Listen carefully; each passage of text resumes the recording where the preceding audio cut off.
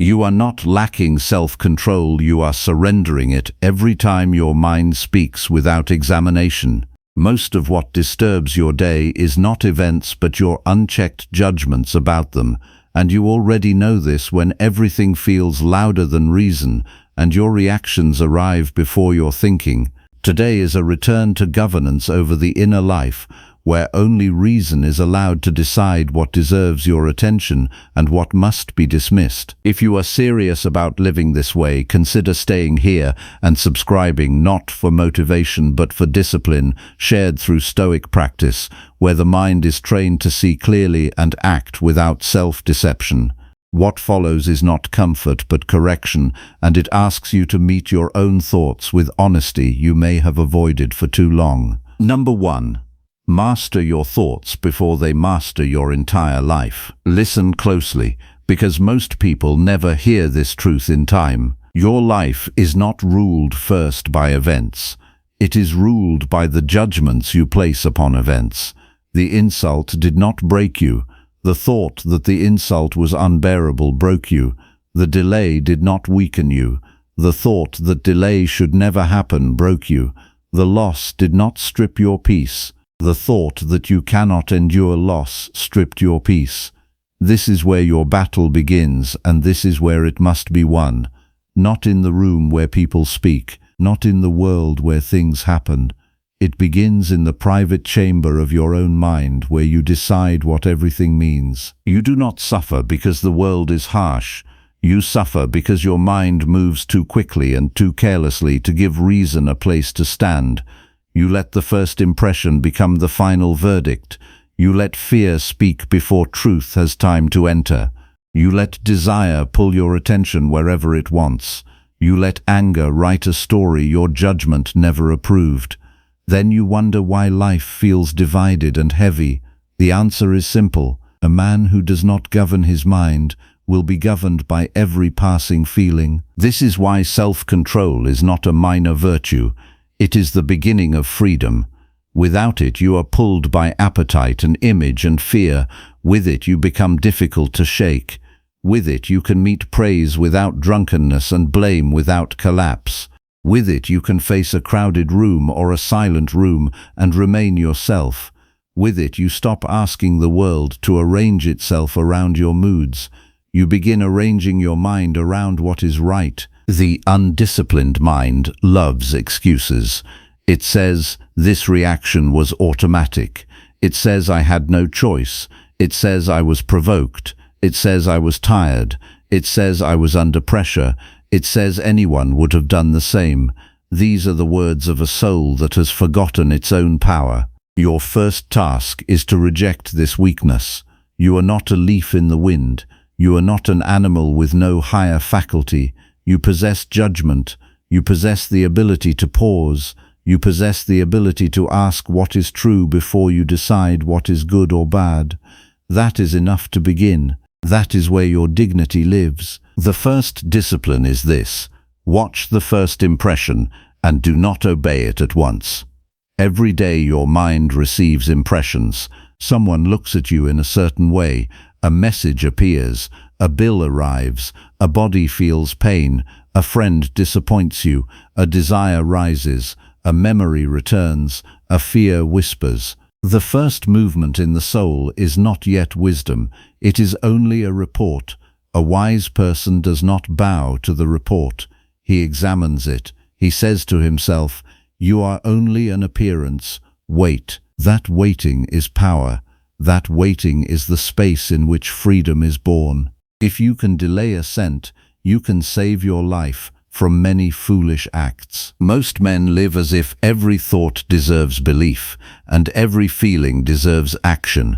This is the cause of their disorder. They see anger and become angry.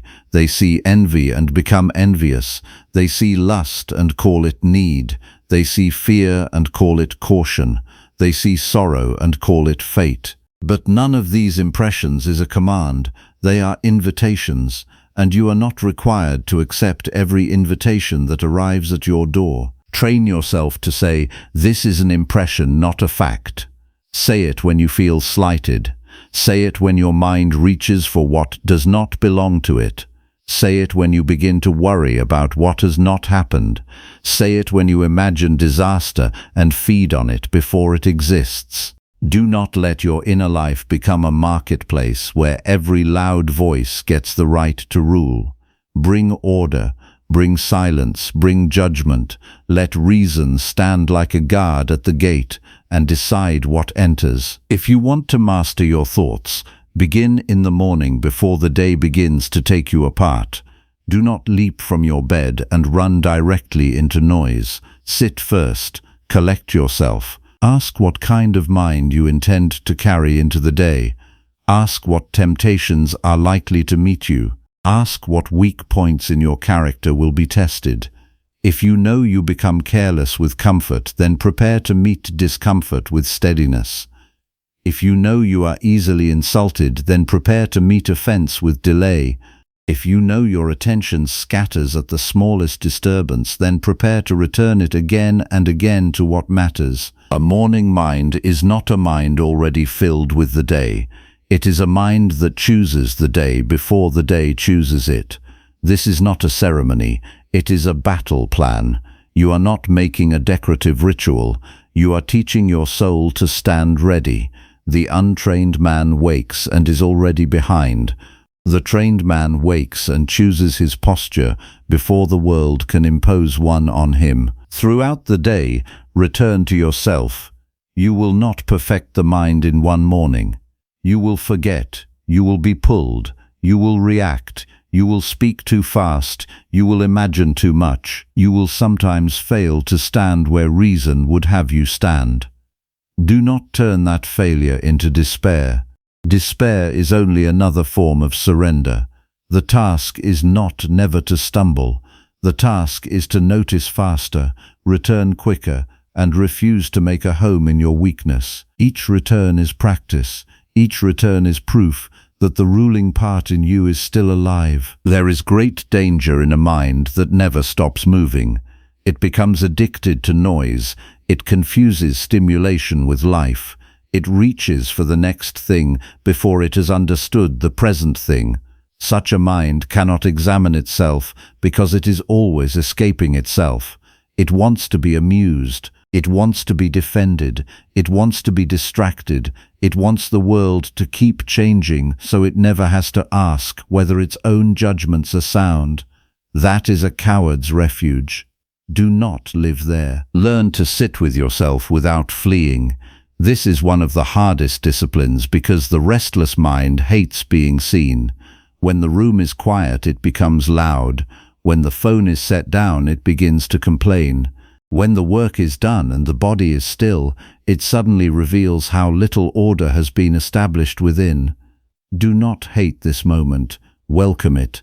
The moment you can sit with your own mind and not run from it is the moment your real education begins. Look carefully at what your thoughts do to you. A single imagined insult can poison your mood for hours. A single fear about the future can steal your appetite for the present. A single memory can bind you to resentment as though the past still has hands. A single craving can make you forget every principle you claimed to respect. This is how fragile a man becomes when he hands his peace to passing images. But do not mistake fragility for hopelessness. The same mind that can be disturbed can be trained. The same mind that can scatter can be gathered. The same mind that can lie can learn to tell the truth. Truth begins with the clear division between what is yours and what is not. What is yours is judgment, choice, attention, intention. What is not yours is the weather, other people's opinions, the body's aging, the timing of events, the arrival of hardship, the behavior of those around you. When you confuse these two realms, you begin trying to govern what cannot be governed and neglecting what can. That is the source of torment. A man who tries to command the world will live in constant frustration. A man who commands his judgment can remain free even in confinement. This is not passive resignation. This is discipline. You do not say that nothing matters. You say that only virtue is truly in your power, and therefore only virtue deserves your full allegiance. You cannot control whether people praise you, but you can control whether you become vain. You cannot control whether others deceive you, but you can control whether you become deceptive in return. You cannot control whether your plans are blocked, but you can control whether you become bitter when they are. This is the real kingdom, not the kingdom of getting what you want, the kingdom of remaining upright when you do not. To master your thoughts, you must also examine the stories you tell yourself. Often the mind does not suffer from the event itself, but from the story it builds around the event. You miss a chance and tell yourself you are cursed. You are ignored and tell yourself you are worthless. You are corrected and tell yourself you are humiliated. You are tired and tell yourself you are failing. These stories are not facts. They are judgments dressed as fate. Strip them down. Ask whether they serve reason. Ask whether they are true. Ask whether they make you stronger or merely more dramatic. A disciplined mind does not indulge in theatrical suffering. There is no honor in exaggerating your pain. There is honor in meeting pain plainly. A difficult truth becomes easier to bear when you stop adding lies to it. Maybe the day was hard. Then say it was hard. Do not say it was impossible. Maybe someone treated you badly. Then say they acted badly. Do not say your peace has been destroyed. Maybe you made a foolish choice. Then say you made a foolish choice. Do not say your character is ruined. The mind must speak with precision. Precision clears away panic. Precision keeps you from becoming your own enemy. When anger rises, learn to delay. Anger is one of the clearest signs that the mind has surrendered its authority. It claims to defend honor while often serving wounded pride. It claims to protect justice while often seeking revenge. It claims to act with strength while often exposing weakness. The first victory over anger is not to express it well. The first victory is to interrupt it. Step back. Breathe. Say nothing yet. Look at the impression. Ask what injury has truly occurred and whether your reaction is larger than the event. A man who can wait before speaking has already begun to free himself from anger's rule. When desire rises, learn to test it. Desire is not evil, but desire without discipline becomes slavery. It tells you that peace is waiting in the next pleasure. It tells you that comfort is more important than character. It tells you that one more indulgence will not matter. But every indulgence taught to rule you becomes another chain. You do not need to starve the body beyond reason. You do need to refuse the body the right to command your life. Eat simply sometimes, sleep without luxury sometimes, leave a craving unanswered sometimes. Let the soul learn that it can remain complete even when appetite is not pleased. This is not punishment. This is instruction. Voluntary discomfort is one of the surest cures for mental softness. Choose on purpose a day of less comfort. Choose a cold shower. Choose a simple meal. Choose to walk without the easy convenience you often demand. Choose silence when you would normally reach for distraction. These acts do not exist to impress anyone. They exist to teach the mind that it can endure. A man who practices hardship in small doses will not collapse as easily when hardship comes without invitation. He will know that pain is a condition to be met, not a verdict to be feared. The mind becomes weak when it expects life to protect it from inconvenience. That expectation is childish. Life will not spare you. Illness will come. Loss will come. Misunderstanding will come. Delays will come. Unkind people will come. The world owes you nothing. This is not cruelty. This is clarity. Once you accept it, you stop bargaining with reality. You stop saying it should not be this way. You start asking what is required of you now. That question is the beginning of strength. A disciplined mind does not ask for a softer world. It asks for a better self. You must also be honest about attention. Whatever your attention repeatedly returns to shapes your soul. If it returns to gossip, then your character becomes shallow. If it returns to resentment, then your heart becomes heavy. If it returns to comparison, then your contentment dies. If it returns to empty fantasy, then your actual duties begin to rot. Attention is not a small matter.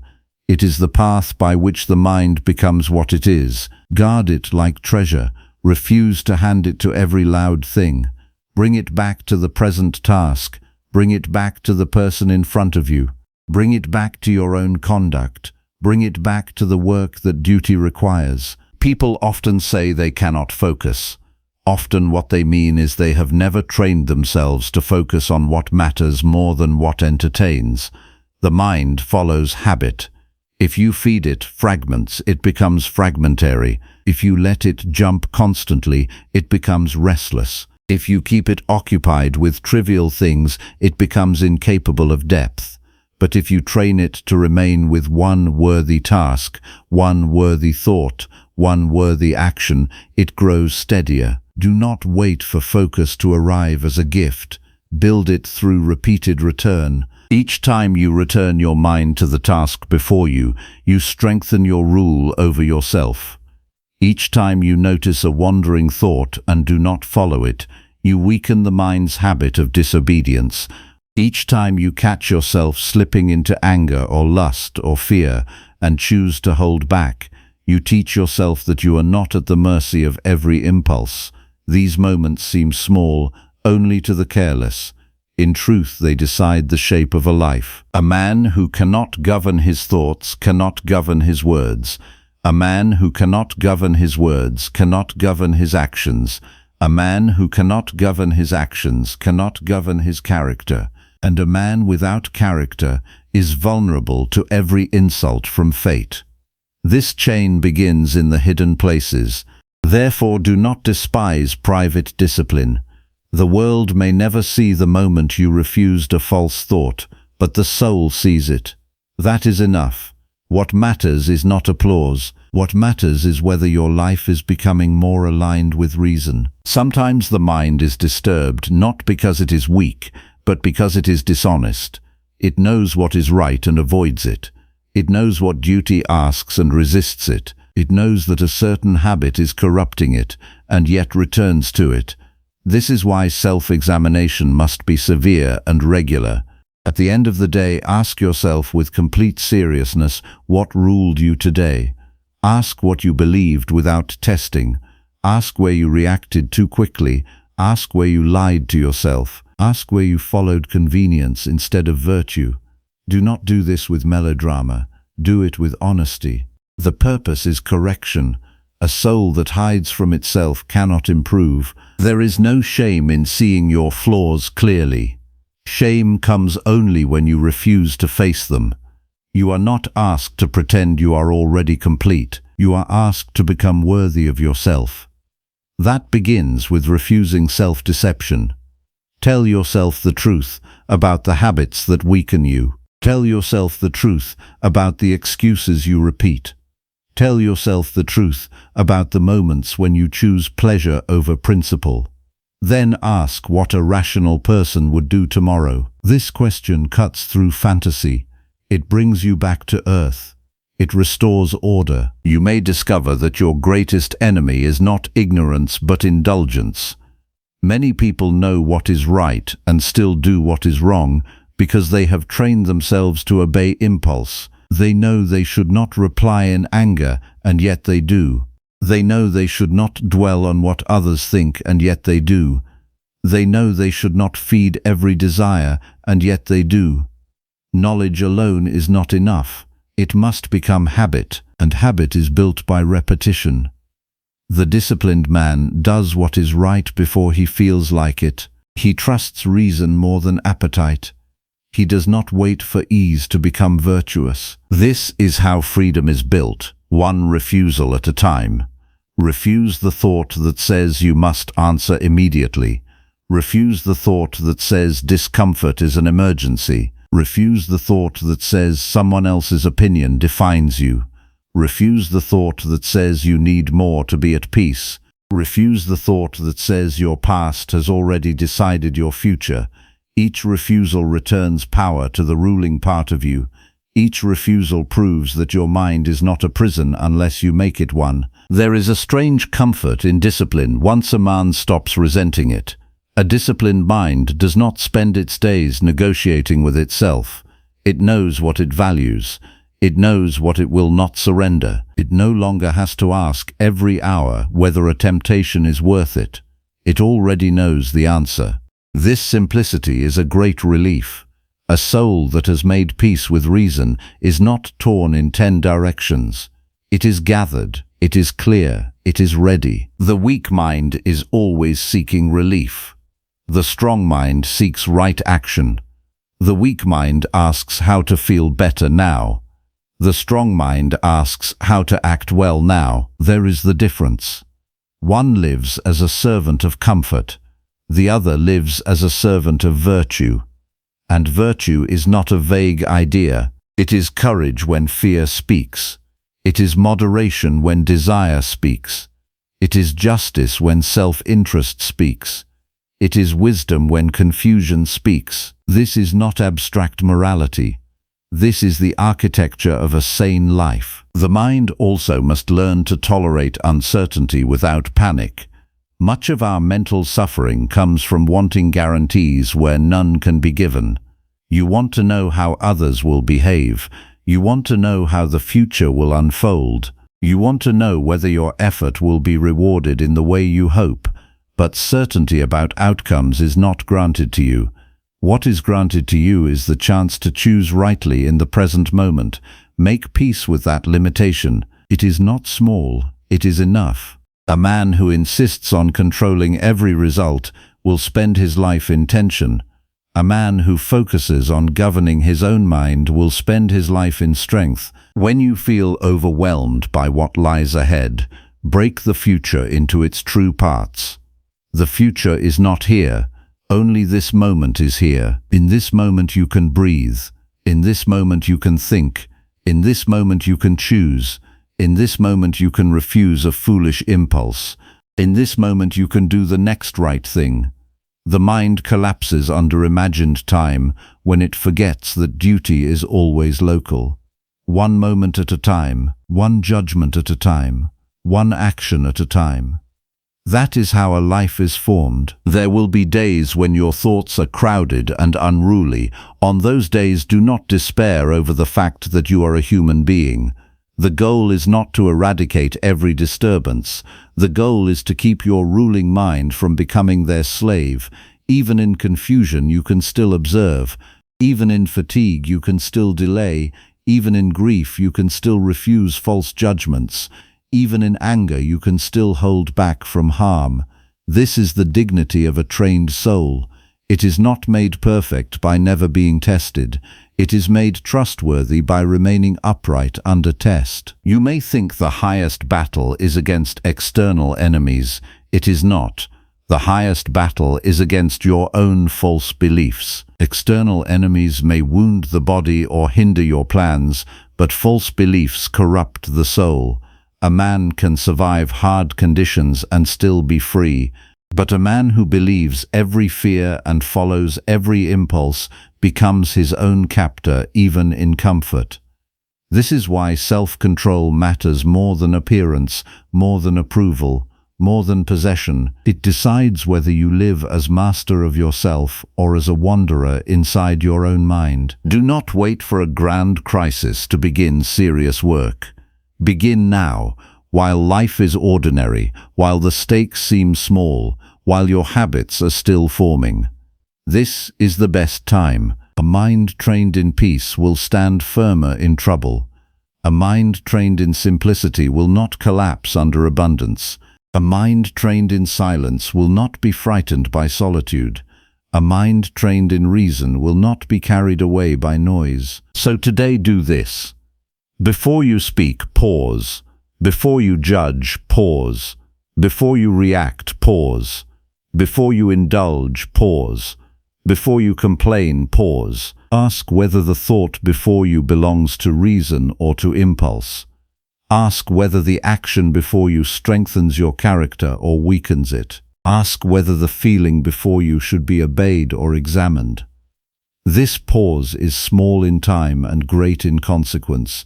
It separates the enslaved mind from the free one. At night, look back over the day without softness and without cruelty. Where did you master yourself? Where did you fail? Where did you let a thought rule you without question? Where did you hold firm? Where did you needlessly enlarge a problem? Where did you act with justice? Where did you act from vanity? Do not perform this review to shame yourself. Perform it to refine yourself. The point is to become more aware tomorrow than you were today. Repetition with honesty is how character grows, and when you see how often your mind has wandered, do not conclude that change is impossible. Conclude that the work is necessary. Nothing worthwhile comes without training. No craft is gained without effort. No strength appears without exercise. The same is true here. You do not become free by wishing for it.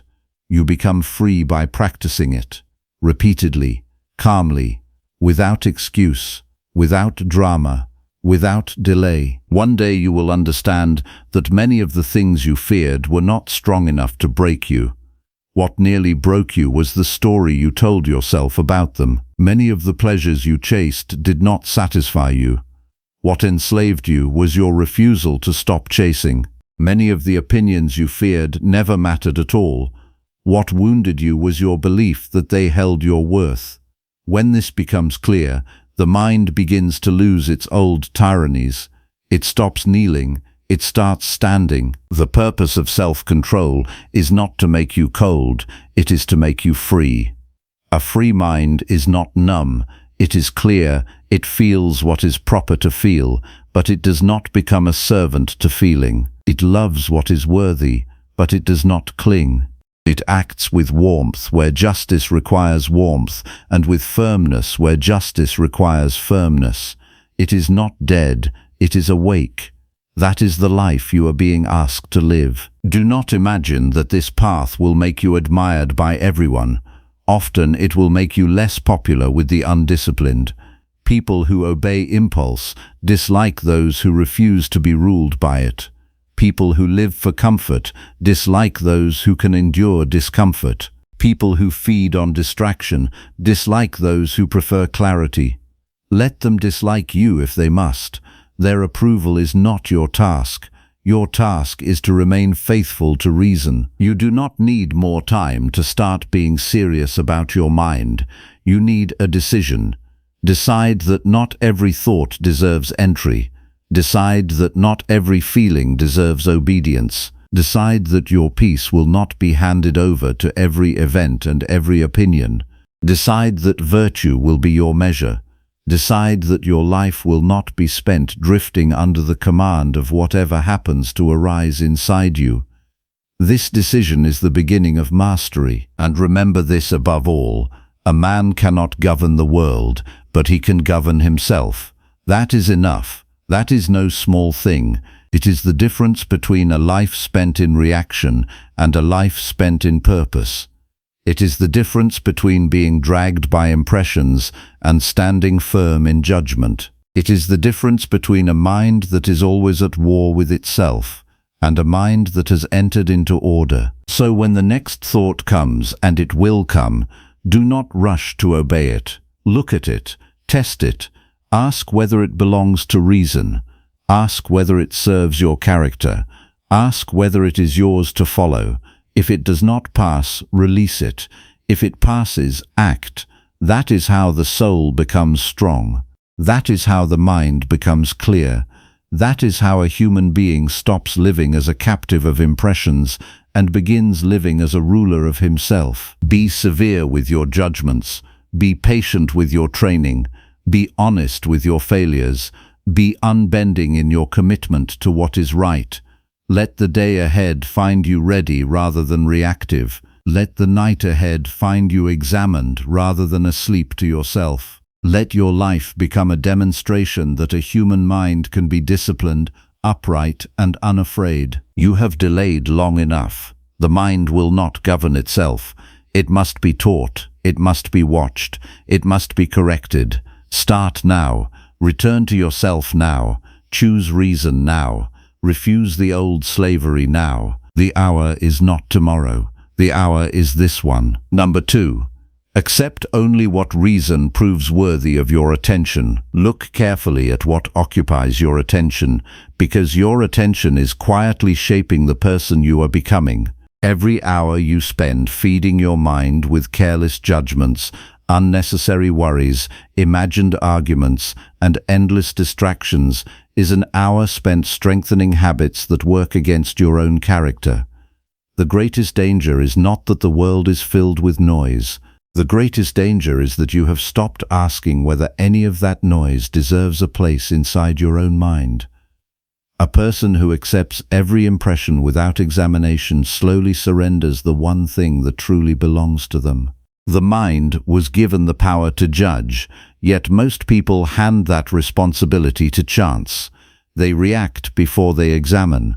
They worry before they understand. They condemn before they know. They admire before they test. Then they wonder why their days feel scattered and their peace disappears as quickly as it arrives. The disciplined life begins with a single decision. Refuse to grant your attention to anything until reason has first examined it. This sounds simple, yet almost nobody practices it consistently. Someone speaks carelessly to you, and your thoughts immediately begin building accusations. A stranger succeeds, and comparison quietly enters your heart. A delay interrupts your plans, and frustration immediately declares the day ruined. None of these reactions were forced upon you. They entered because your attention welcomed them without questioning whether they deserve to remain. Every impression asks for permission before it becomes part of your character. Most people give that permission without even realizing they have made a choice. Your attention is not an endless resource. Every moment spent dwelling on what cannot improve your character is a moment that cannot be spent strengthening it. The mind becomes whatever it repeatedly contemplates. If it constantly studies resentment, resentment becomes familiar. If it repeatedly entertains fear, fear becomes its natural companion. If it spends every day measuring itself against others, envy slowly begins directing its judgments. The soul does not remain untouched by what it observes. It quietly absorbs the shape of its daily attention until that shape becomes its ordinary way of living. This is why careful judgment must stand guard over every thought that seeks entry. Before accepting any impression, ask a simple question. Does this deserve my attention because it helps me become wiser, more just, more disciplined, or more courageous? If the answer is no, then allowing it to remain serves no purpose except weakening your inner government. A disciplined mind does not reject reality. It rejects unnecessary occupation with what cannot improve its conduct. There is an enormous difference between recognizing that something exists and allowing it to dominate your thoughts. Many people confuse awareness with obsession. They believe every problem deserves endless mental rehearsal. They replay conversations that cannot be changed. They predict disasters that never arrive. They imagine insults that were never spoken.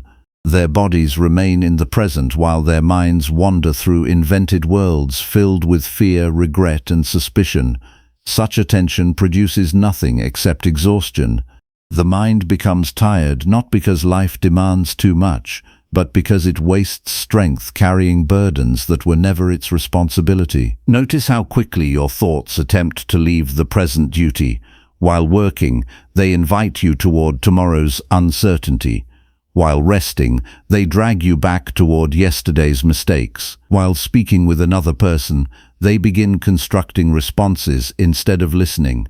Attention that refuses to remain where duty exists becomes incapable of performing duty well.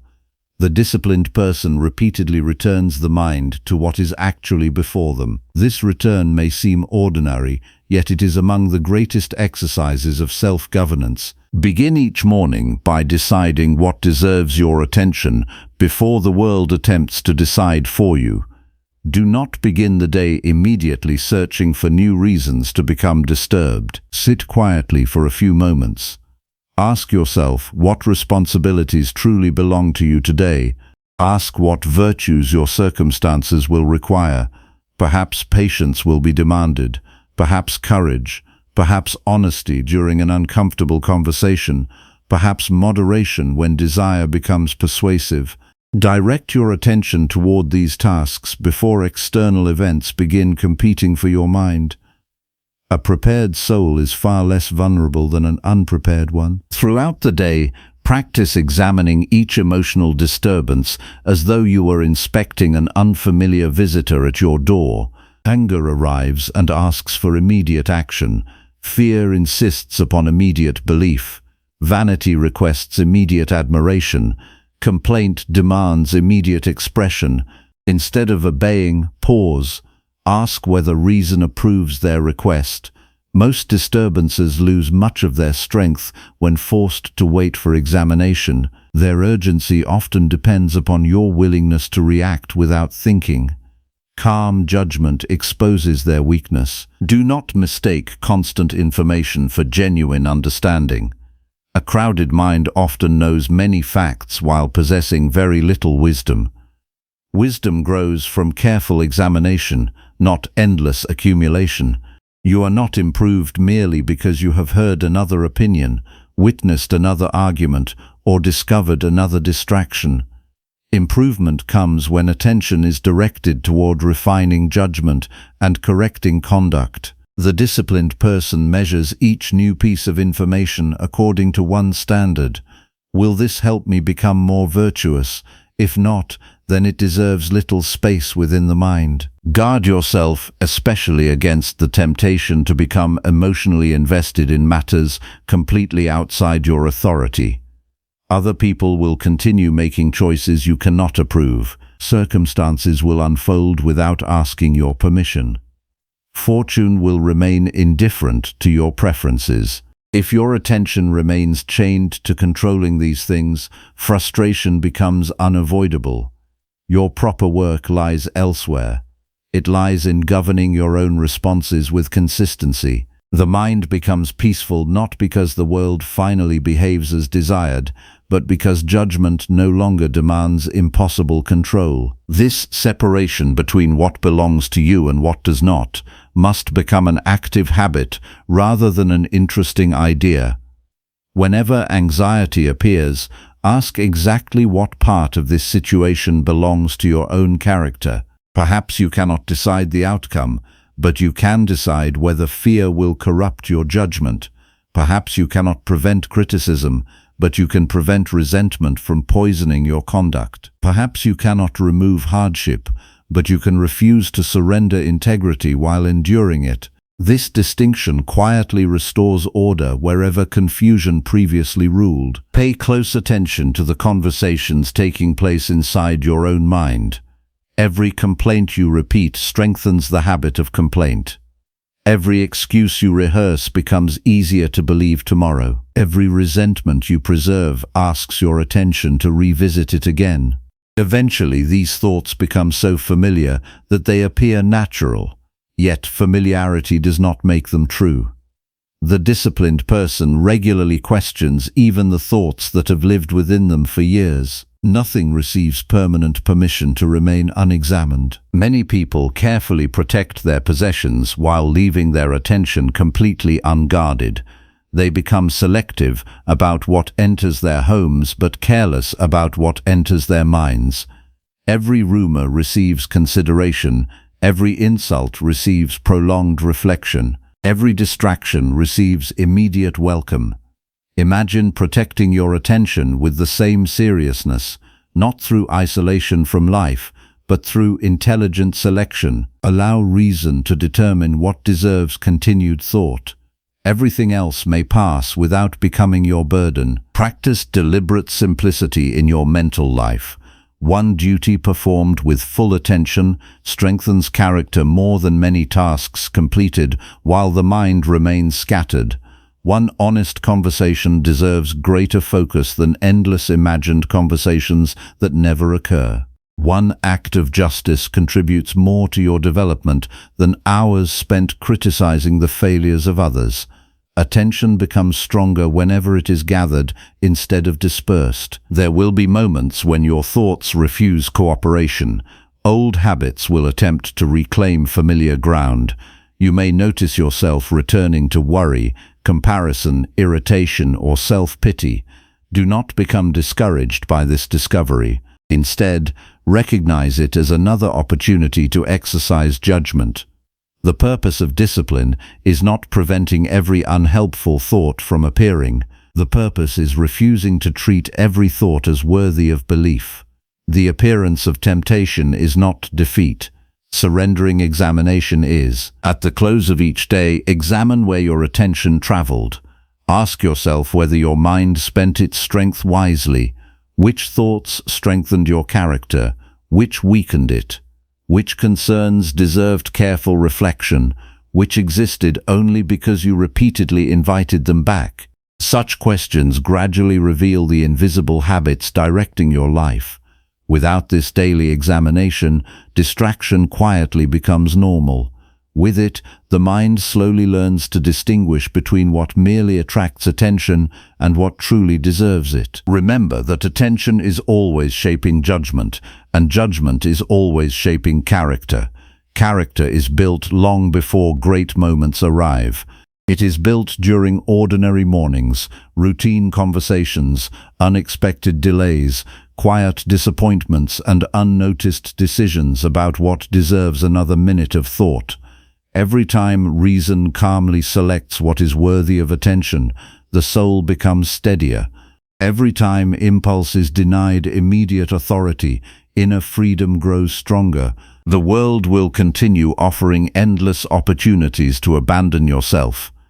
It will present new distractions, fresh arguments, passing pleasures, and constant invitations toward unnecessary disturbance. None of these possesses authority over you unless your own judgment grants it. That authority remains yours. It has always been yours. Guard it carefully, direct it wisely. Allow reason alone to decide what receives the precious gift of your attention. When your attention serves virtue instead of impulse, your days become orderly, your judgments become clearer, your relationships become more honest, and your mind finally begins living according to its highest purpose rather than its lowest habit. Number 3. Govern your desires with steady discipline every single day. The greatest chains are rarely made of iron. They are made of unexamined desires that quietly convince you they deserve obedience. A person can appear completely free while living under the command of countless cravings they have never questioned. Every unnecessary longing whispers the same promise. It tells you that peace exists just beyond the next possession, the next pleasure, the next approval, or the next success. You follow because the promise feels convincing, yet each time the desire is satisfied, another immediately takes its place. The hunger changes its object but never its nature. This is why an undisciplined life never arrives at contentment. It mistakes endless pursuit for meaningful progress. Look honestly at your own days. How often does your mind tell you that something outside your character must change before you can finally become calm? Perhaps it insists that another person's behavior must improve. Perhaps it demands greater comfort, greater recognition, greater certainty, or greater control over tomorrow. These demands appear reasonable because they have been repeated for so long. Yet repetition never transforms falsehood into truth. A desire remains dangerous whenever it places your peace in conditions that do not belong to your own authority. The disciplined life begins when you stop asking whether a desire feels strong and begin asking whether it deserves your loyalty. Desire itself is not the enemy. The true danger appears when desire becomes the ruler instead of the servant. Your rational nature was never intended to obey every appetite that presents itself. It was given the responsibility of examining every impulse before granting permission. This examination is where freedom quietly begins. The person who refuses to inspect desire eventually becomes shaped by it without ever realizing the exchange has taken place. Many cravings disguise themselves as necessities. Comfort presents itself as though it were essential to dignity. Praise pretends to be proof of worth. Wealth claims to guarantee security. Pleasure insists that happiness depends entirely upon its presence. Yet none of these possesses the authority they claim. Remove comfort and character can remain untouched. Remove praise and integrity remains available. Remove possessions and wisdom still belongs to the one who practices it. External conditions constantly change, but the capacity to choose honorable conduct remains present until you willingly surrender it. Your desires deserve the same careful examination that a wise judge gives every important decision. Before pursuing anything, ask yourself what this pursuit will require from your character. Will it strengthen moderation or encourage excess? Will it increase dependence upon circumstances beyond your control? Will it tempt you to neglect justice, honesty, patience, or self-restraint? Many people examine whether they can obtain what they want. Far fewer examine what their wanting is quietly doing to them. Yet that second question determines the direction of an entire life. Notice how easily desire persuades the mind to abandon the present moment. Instead of performing today's duty, it becomes occupied with tomorrow's imagined reward. Instead of appreciating what already exists, it continually measures life against what has not yet arrived. Such a habit guarantees dissatisfaction because desire always moves the finish line beyond reach. The disciplined person interrupts this endless movement. They remind themselves that excellence belongs to present conduct rather than future possession. They seek to perform today's responsibilities with complete attention instead of allowing distant hopes to weaken immediate action. One of the clearest signs that desire has begun governing your life is the appearance of impatience. When the mind insists that fulfillment must arrive immediately, judgment gradually loses its authority. Decisions become hurried, words become careless, relationships become transactional, duties become obstacles instead of opportunities to practice virtue. Impatience quietly reveals that appetite has begun dictating terms to reason. Whenever you notice this condition within yourself, slow your actions deliberately. Restore thoughtful judgment before taking another step. Nothing worthy of your character requires reckless haste. Practice denying yourself small satisfactions that reason has not approved. Leave some desires unanswered even when fulfilling them would be easy. Eat enough without seeking indulgence. Speak only after deciding your words serve justice rather than vanity. Resist unnecessary purchases that merely satisfy passing impulses. Delay immediate gratification long enough to discover whether the desire weakens when left unattended. These exercises are not acts of punishment. They train your judgment to remain stronger than appetite. Every voluntary act of moderation quietly reminds the mind that it still possesses authority over itself. You will discover something remarkable through this discipline. Many desires appear overwhelming only because they have never been challenged. The moment you stop obeying them automatically, their true weakness becomes visible. They often depend upon habit rather than necessity. They gain strength through repetition rather than reason. Once habit is interrupted, desire frequently loses much of the influence it previously seemed to possess.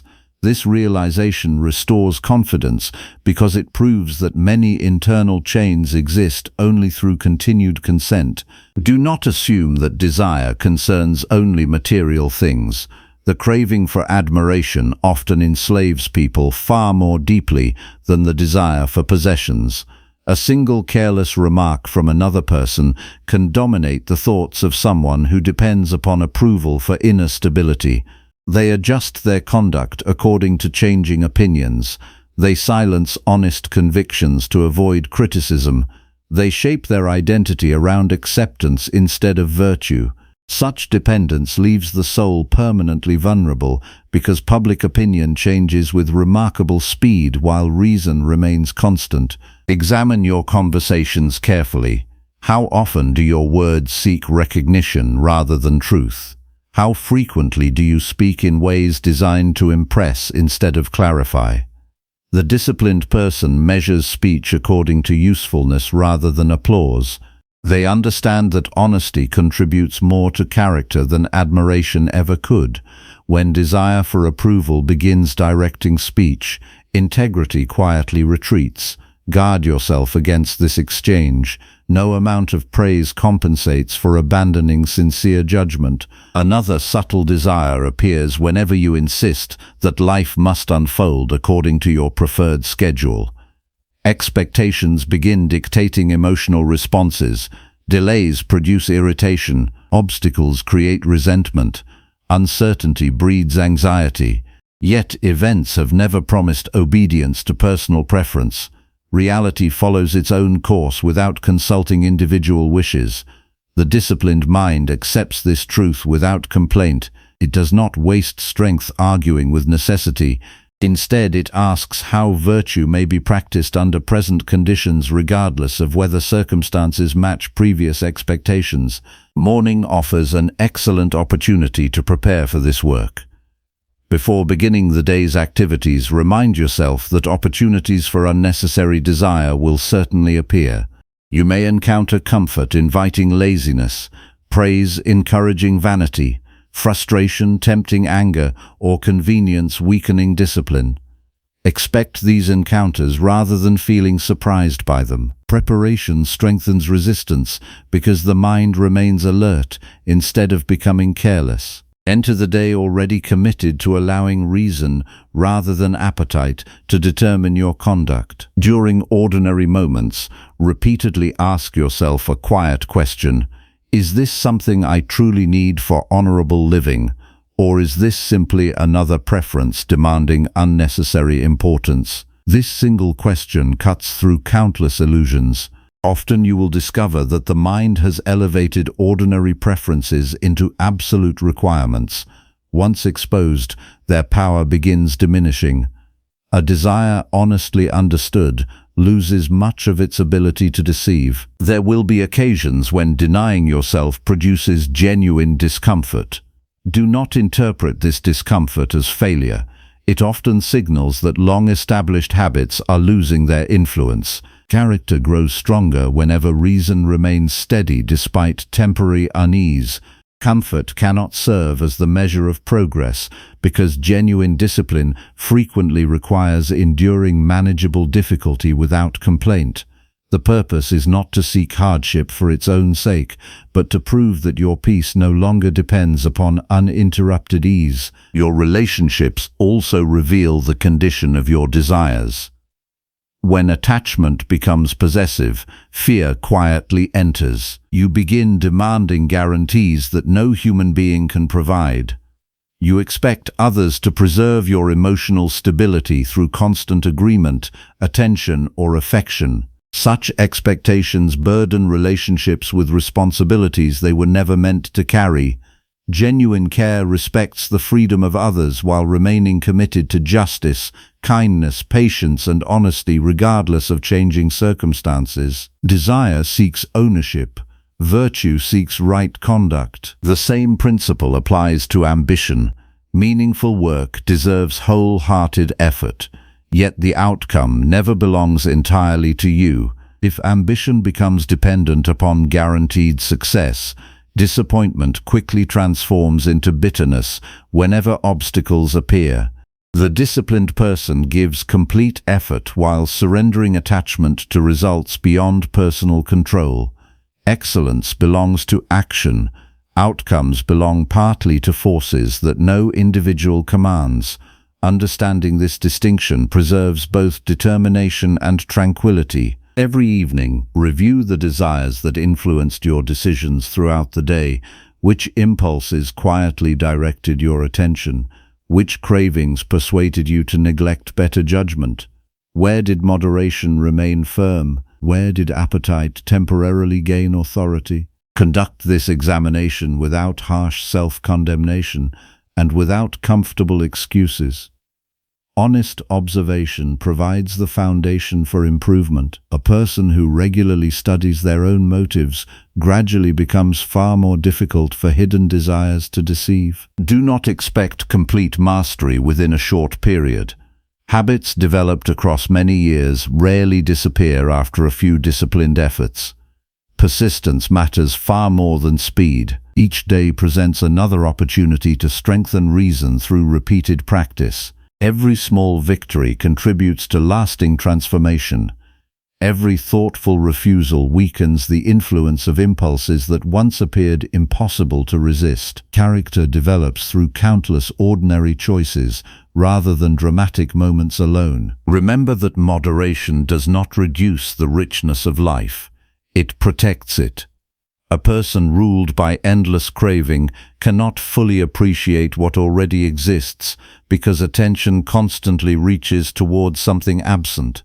Gratitude disappears wherever uncontrolled desire establishes permanent residence. The disciplined soul experiences ordinary blessings more deeply because it no longer demands that reality continually provide greater satisfaction before permitting contentment. Simplicity becomes sufficient when reason governs expectation. Your greatest possession has never been comfort, wealth, reputation, or success. Your greatest possession is the ability to choose honorable conduct, regardless of changing conditions. Every desire should therefore be measured against this higher responsibility. If fulfilling a craving weakens integrity, the price is already too great. If refusing a temptation strengthens self-command, the temporary sacrifice becomes genuine gain. This calculation remains constant regardless of external circumstances, because character alone accompanies you through every season of life. The world will continue presenting attractive opportunities that promise fulfillment while quietly demanding dependence in return. Some will appeal to pleasure, others will appeal to pride, others will appeal to fear disguised as security.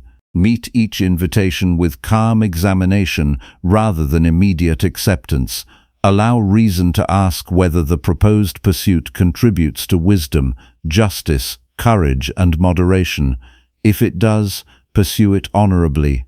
If it does not, release it without resentment. Nothing that weakens your character deserves your devotion. A disciplined life is not built by eliminating every desire. It is built by teaching every desire its proper place beneath reason. When judgment consistently governs appetite, your choices become clearer, your emotions become steadier, and your days become guided by principles instead of impulses. You no longer chase satisfaction through endless acquisition because you discover a deeper source of stability within your own conduct.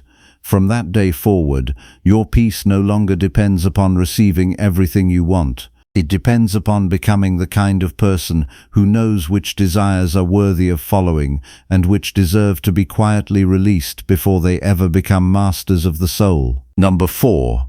Refuse every impulse that weakens your inner character today. There are moments that determine the direction of your entire life, yet they rarely appear extraordinary. They arrive quietly as impulses, a sharp reply waiting at the edge of your tongue, a selfish decision that seems easy to justify, a temptation that promises immediate comfort, a complaint that asks to be spoken, a resentment that invites another hour of attention. Most people imagine that character is tested only during great crises, but the greater truth is that character is shaped by these ordinary moments that almost no one notices. Every impulse asks for your agreement before it becomes your action. If you give that agreement without examination, you slowly surrender the government of your own soul. The greatest threat to your inner life does not always come from difficult circumstances. It often comes from the quiet habit of acting before reason has finished its work. An impulse always demands urgency. It insists that there is no time to reflect. It persuades you that immediate expression is honesty. Immediate gratification is freedom, and immediate retaliation is strength. Yet what appears urgent is often only impatience disguised as necessity. A disciplined mind refuses to confuse speed with wisdom. It understands that the interval between impulse and action is where true freedom exists. Many people spend years believing they are victims of their emotions when they are actually servants of their own unexamined consent. Anger cannot move your hands without your approval. Fear cannot direct your speech unless your judgment allows it. Envy cannot reshape your values unless you quietly accept its reasoning. Every destructive impulse first requests permission from the ruling part of your mind. That request may be subtle, but it is always present. The tragedy is not that impulses arise. The tragedy is that so many people grant approval without ever realizing a decision has been made. Begin seeing your impulses as visitors rather than rulers. A visitor may knock firmly, but no visitor owns your home. Thoughts, urges, frustrations, attractions, and fears arrive constantly, yet none of them possesses authority merely because it has appeared. Your responsibility is not to prevent every impulse from entering awareness. Your responsibility is to decide whether it deserves influence over your conduct. This distinction protects your character from becoming a collection of temporary emotions rather than a life directed by enduring principles. One careless impulse can quietly undo the work of many disciplined days. A single dishonest decision weakens trust in your own integrity. One moment of uncontrolled anger leaves wounds that require years to repair. One act of cowardice strengthens the habit of avoiding necessary responsibility. This is why small moments deserve serious attention. Great failures rarely begin as great failures. They begin as minor compromises that appeared insignificant when first accepted. Character is rarely lost all at once. It is surrendered one neglected impulse at a time. Pay careful attention to the language your impulses use. They often present themselves as reasonable advisors. They say that this one exception will not matter. They insist that everyone behaves this way. They suggest that present discomfort justifies abandoning higher standards. They promise future discipline while encouraging present weakness. These arguments become persuasive only because they appeal to immediate relief instead of lasting excellence. Reason asks a different question altogether. It asks not what feels easiest today, but what strengthens the soul for every tomorrow that follows. Train yourself to recognize the first signs that an impulse has begun seeking authority. Your breathing becomes hurried. Your attention narrows around a single emotion. Your thoughts become increasingly certain without becoming more truthful. Your desire for immediate action grows stronger while your willingness to examine decreases. These are warnings, not commands.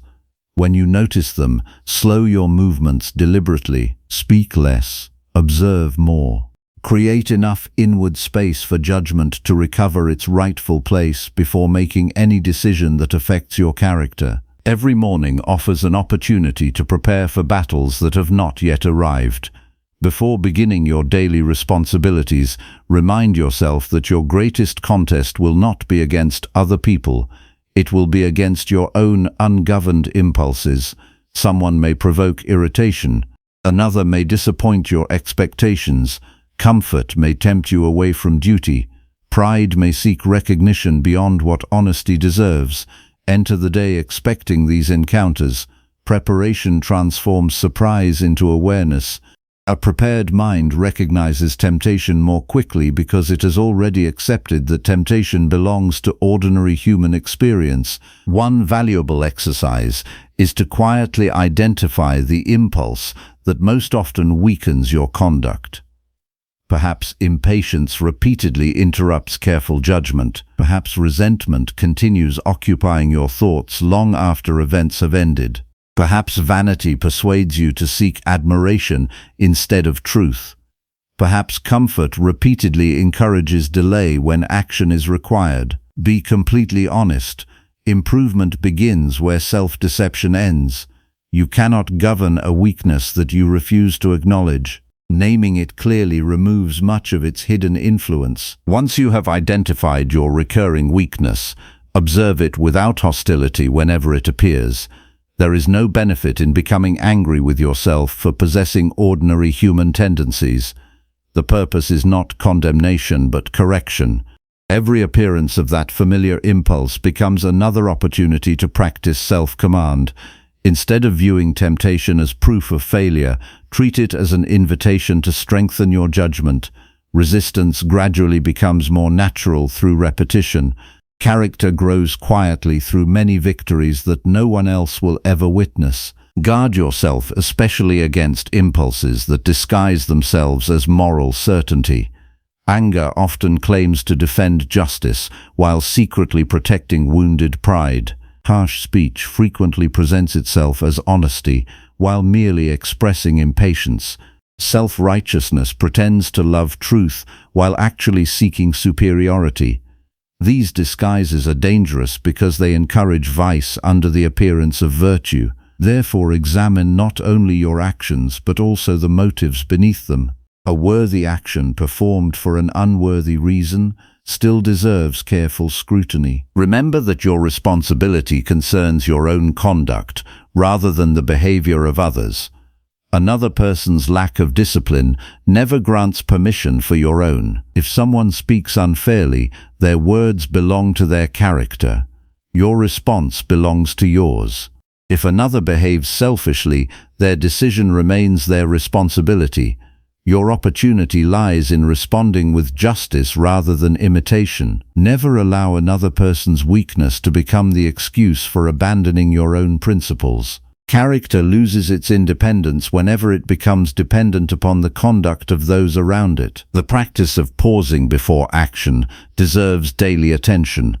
A brief pause may appear insignificant, yet it protects countless decisions from unnecessary regret. During that pause, ask yourself whether the impulse before you contributes to wisdom, courage, moderation, or justice. If it weakens any of these qualities, then refusing it becomes an act of genuine freedom rather than personal deprivation.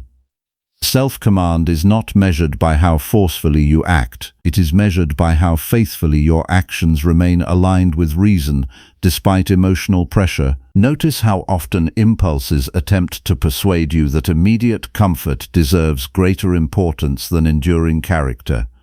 You may feel tempted to avoid an honest conversation because it seems uncomfortable. You may postpone meaningful work because distraction feels easier. You may defend a mistake because admitting it threatens your pride.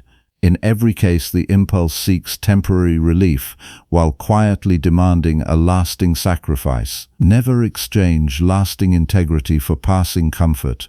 The price is always greater than it first appears. Throughout the day, return your attention repeatedly to the quality of your own intentions. External success can easily conceal internal disorder. A person may achieve impressive results while becoming increasingly impatient, dishonest, arrogant, or dependent upon praise. Such achievements do not strengthen the soul. The disciplined life measures success first by the condition of one's character and only afterward by outward accomplishment. Nothing gained through corruption of the inner life deserves to be called genuine success. There will be times when refusing an impulse leaves you feeling unsatisfied. Accept this experience without complaint. The absence of immediate pleasure does not indicate that you have chosen poorly. Quite often it proves that appetite no longer possesses unquestioned authority. Enduring temporary dissatisfaction while preserving honorable conduct is far preferable to enjoying immediate gratification purchased through weakness of character. Peace built upon discipline lasts longer than pleasure purchased through surrender. Practice speaking less whenever emotions become intense. Strong feelings often create the illusion that every thought deserves expression. In reality, silence frequently protects both wisdom and relationships. Words spoken under the influence of unchecked impulses often continue producing consequences long after the emotion itself has disappeared. Give reason sufficient time to evaluate whether speech serves any useful purpose. If it does, speak with clarity and restraint. If it does not, allow silence to accomplish what unnecessary words cannot. Each evening, examine not only what you accomplished, but also how you governed yourself while accomplishing it. Did impatience quietly shape your decisions? Did pride seek recognition beyond what duty required? Did fear persuade you to avoid necessary action? Did irritation influence the way you treated another person? Honest reflection transforms ordinary experience into lasting instruction. Without reflection, the same impulses return tomorrow with unchanged strength. With reflection, each day becomes part of your moral education. Never measure your progress by the complete disappearance of temptation. Measure it by the growing steadiness with which reason answers temptation. The disciplined person is not someone who never experiences conflicting desires. The disciplined person consistently chooses what is right even when easier alternatives remain available. This quiet consistency gradually transforms character from the inside outward. The victories accumulate until self-command becomes less an effort and more a settled habit. Remember that every impulse seeks only the present moment. It asks you to ignore tomorrow's consequences in exchange for today's satisfaction. Reason possesses a longer vision. It sees the person you are becoming through repeated choices. Every refusal of a harmful impulse strengthens that future self. Every surrender quietly weakens it. Therefore, evaluate each decision according to the life it is helping you build, rather than the feeling it temporarily produces. Do not become discouraged when progress appears slower than expected. Lasting character is never constructed through sudden transformation. It develops through countless ordinary acts of self-government performed faithfully over time.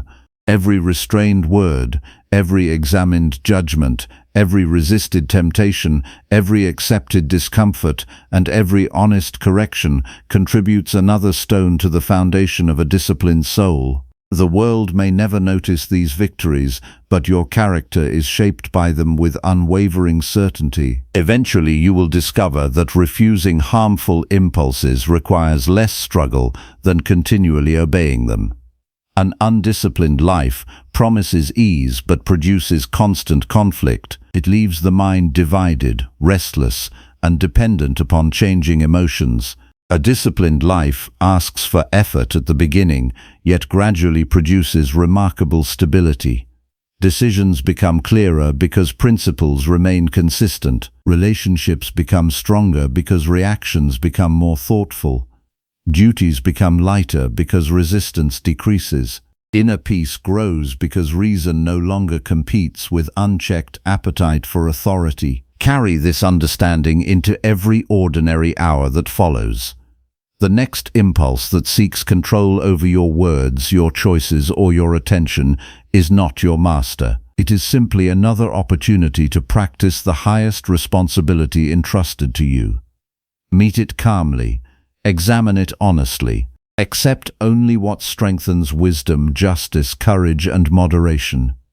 Refuse everything else without resentment or hesitation. In doing so, you protect the one possession that remains truly yours through every success, every disappointment, every season of fortune, and every passing year.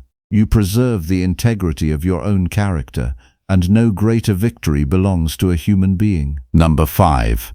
Endure present hardship without surrendering your rational judgment. Hardship does not ask for your permission before entering your life. It arrives without consulting your plans, your preferences, or your sense of fairness. One day your path seems steady, and the next day an unexpected loss, disappointment, failure, illness, rejection, or uncertainty stands directly before you. At that moment, the greatest danger is not the hardship itself. The greatest danger is allowing suffering to overthrow the judgment that should remain your most trusted guide. Difficult circumstances test far more than your endurance. They reveal whether your reason governs your life or whether your emotions seize control the moment comfort disappears. Most people believe that pain automatically produces wisdom. It does not. Pain simply reveals the condition of the mind that receives it. One person becomes bitter because hardship convinces them that life has treated them unfairly. Another becomes fearful because uncertainty persuades them that disaster is permanent. Another surrenders to resentment because disappointment seems impossible to bear. Yet another meets the same hardship with steady judgment, refusing to allow external events to corrupt internal character. The difference is not found in the event itself. It is found in the quality of the judgments made about that event. Your greatest responsibility during hardship is not to eliminate discomfort immediately. Your first responsibility is to preserve the clarity of your own reason. Once judgment becomes clouded by panic, anger, or despair, every decision that follows becomes more dangerous than the original difficulty. The undisciplined mind believes that strong emotion provides reliable guidance during crisis.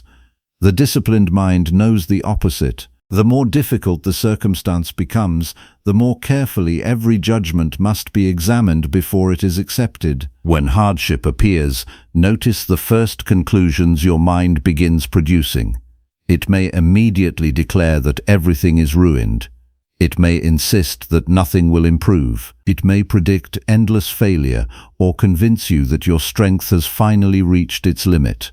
These thoughts often arrive with great confidence, yet confidence alone does not make them true. Hardship frequently persuades the mind to mistake temporary conditions for permanent reality. Refuse to grant immediate authority to conclusions formed while emotions are unsettled. Instead, ask yourself one simple question before accepting any judgment.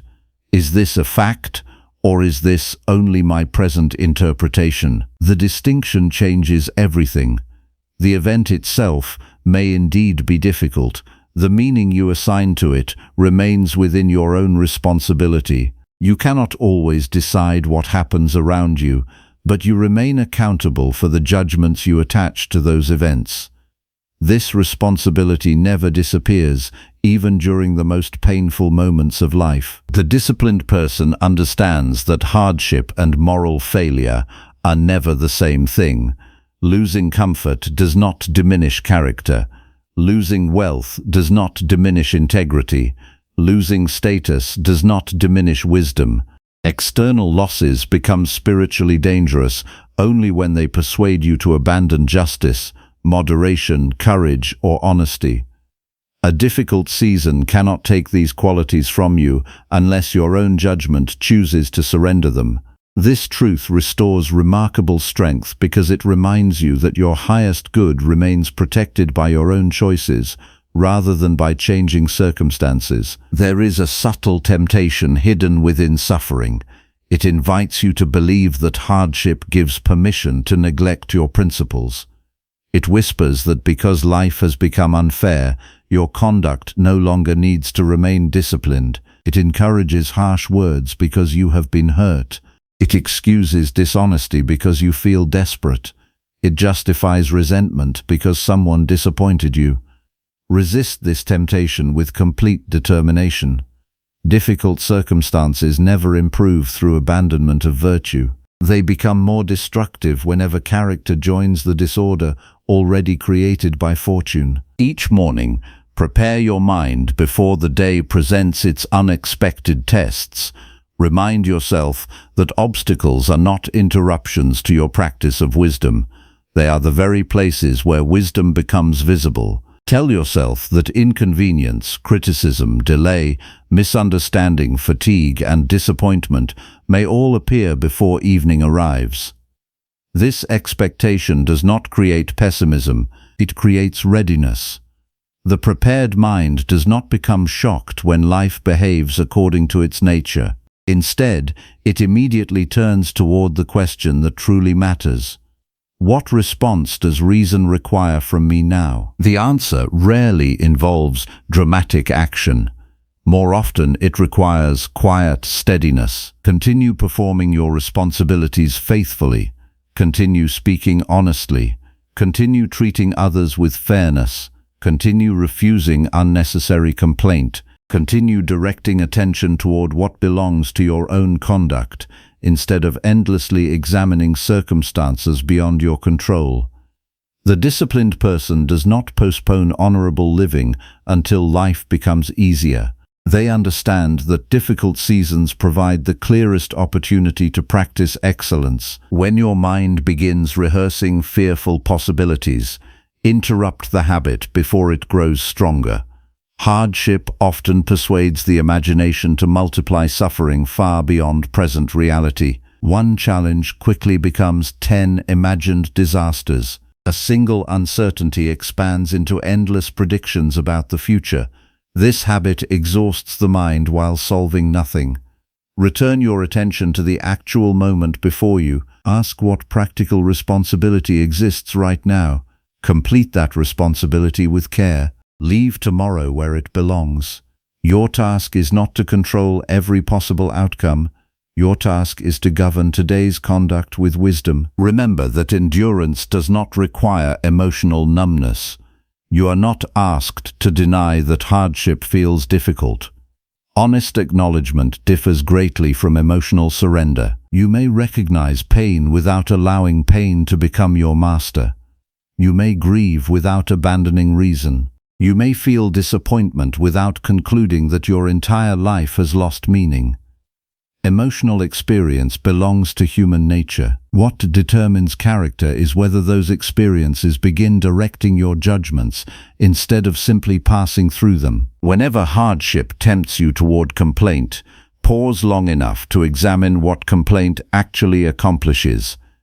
Does repeated dissatisfaction improve the circumstance? Does resentment strengthen your ability to respond wisely? Does constant frustration restore what has already been lost? Complaint often creates the illusion of action while quietly weakening resilience. The disciplined person directs energy toward honorable conduct rather than repeated expressions of dissatisfaction.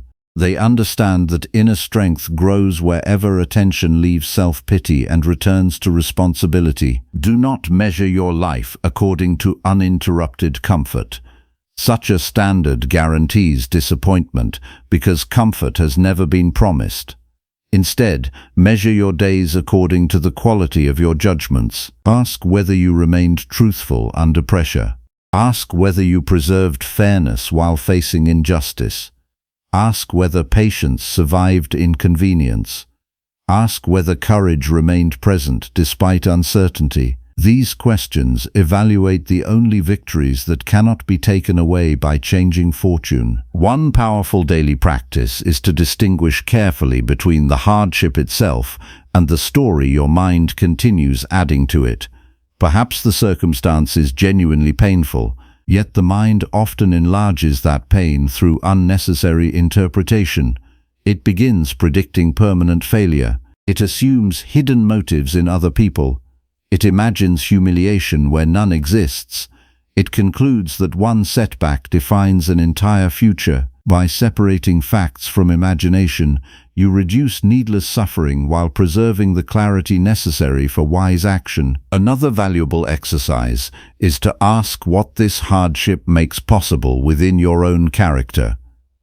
Every challenge offers an opportunity unavailable during easier seasons. Patience becomes meaningful only when waiting is difficult.